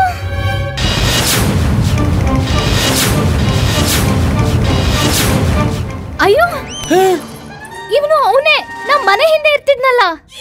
ಬಾಲ್ಯಕಾಲದಲ್ಲಿ ಎಷ್ಟು ಹೊಡಿತಿದ್ವಿ ನಾವ್ ಇವನ್ಗೆ. ಅಯ್ಯೋ, ಪೂರ್ತಿ ಊರೇ ಇವನ್ನ ಓಡಿಸ್ಕೊಂಡು ಹೋಗಿ ಹೊಡಿತಿತ್ತು. ಓಡ್ತಾ ಭಯಕ್ಕೆ ಇವನ್ಗೆ ಕಚ್ಚೆ ಉದ್ರೋಗ್ತಿತ್ತು. ಮೂರ್ಖ ತಂದೆಯ ಮೂರ್ಖ ಪುತ್ರ. ಚಿಕ್ಕಂದ್ರಲ್ಲಿ ಇವನ್ ಆತಂಕಕ್ಕೊಳಗಾದ್ರೆ ಇವನ್ ಕಣ್ಣು ಹೀಗೆ ಬದರುತ್ತಿತ್ತು. ಅಯ್ಯೋ ಅಮ್ಮ, ನೀವು ಇವನ್ನ ಗುರುತಿಸ್ಲಿಲ್ವಾ? ಕಲುವ ಇವನು. ಹಾ, ಅಮ್ಮ ಕೂಡ ಕಂಡಿಡಿದ್ರು. ಅಯ್ಯೋ, ಇವನು ಸ್ವಾಮಿನಾಥನ ಪುತ್ರ ಕಲುವ. ಅಯ್ಯೋ ಹೌದು ಅಮ್ಮ, ನಾನು ಈಗ ಕಂಡು ಹಿಡ್ದೆ. ಅಯ್ಯೋ ನೀನು, ಅಯ್ಯೋ ನೀವಿಬ್ರು ಏನ್ ಮಾಡ್ತಿದ್ದೀರಾ? ಅಮ್ಮ ಕೂಡ ಪ್ರಣಾಮ ಮಾಡ್ತಿದ್ದಾರೆ. ಕ್ಷಮಿಸ್ಬೇಕು ಮಹಾರಾಜ, ಇವರಿಬ್ರಿಗೂ ರಾಜ ದರ್ಬಾರಿನ ಮರ್ಯಾದೆ ಬಗ್ಗೆ ತಿಳುವಳಿಕೆ ಇಲ್ಲ, ಅದಕ್ಕೆ ಹೀಗೆ ತಪ್ಪು ಮಾಡಿದ್ದಾರೆ. ಈಗ ನೀವು ನನ್ನ ಮಾತಿನ ತಾತ್ಪರ್ಯ ಏನಂದ್ರೆ, ಈಗ ನಾವು ಮುಂದಿನ ಪ್ರತಿಕ್ರಿಯೆಯನ್ನು ಆರಂಭಿಸಬಹುದು. ಹಾ, ಧನ್ಯವಾದ ಪಂಡಿತ ರಾಮಕೃಷ್ಣ. ಮಂತ್ರಿವರ್ಯ, ಮೀನಮ್ಮ ನಾಯ್ಡು ಮತ್ತವರ ಸ್ವಪರಿವಾರವನ್ನ ಪ್ರಸ್ತುತಪಡಿಸಿ.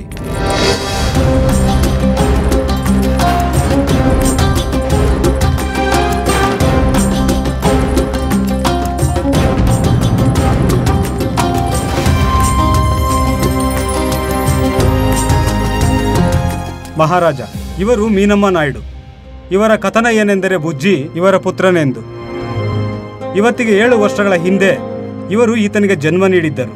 ಆಗ ಇವರು ಅವಿವಾಹಿತರಾಗಿದ್ದರು.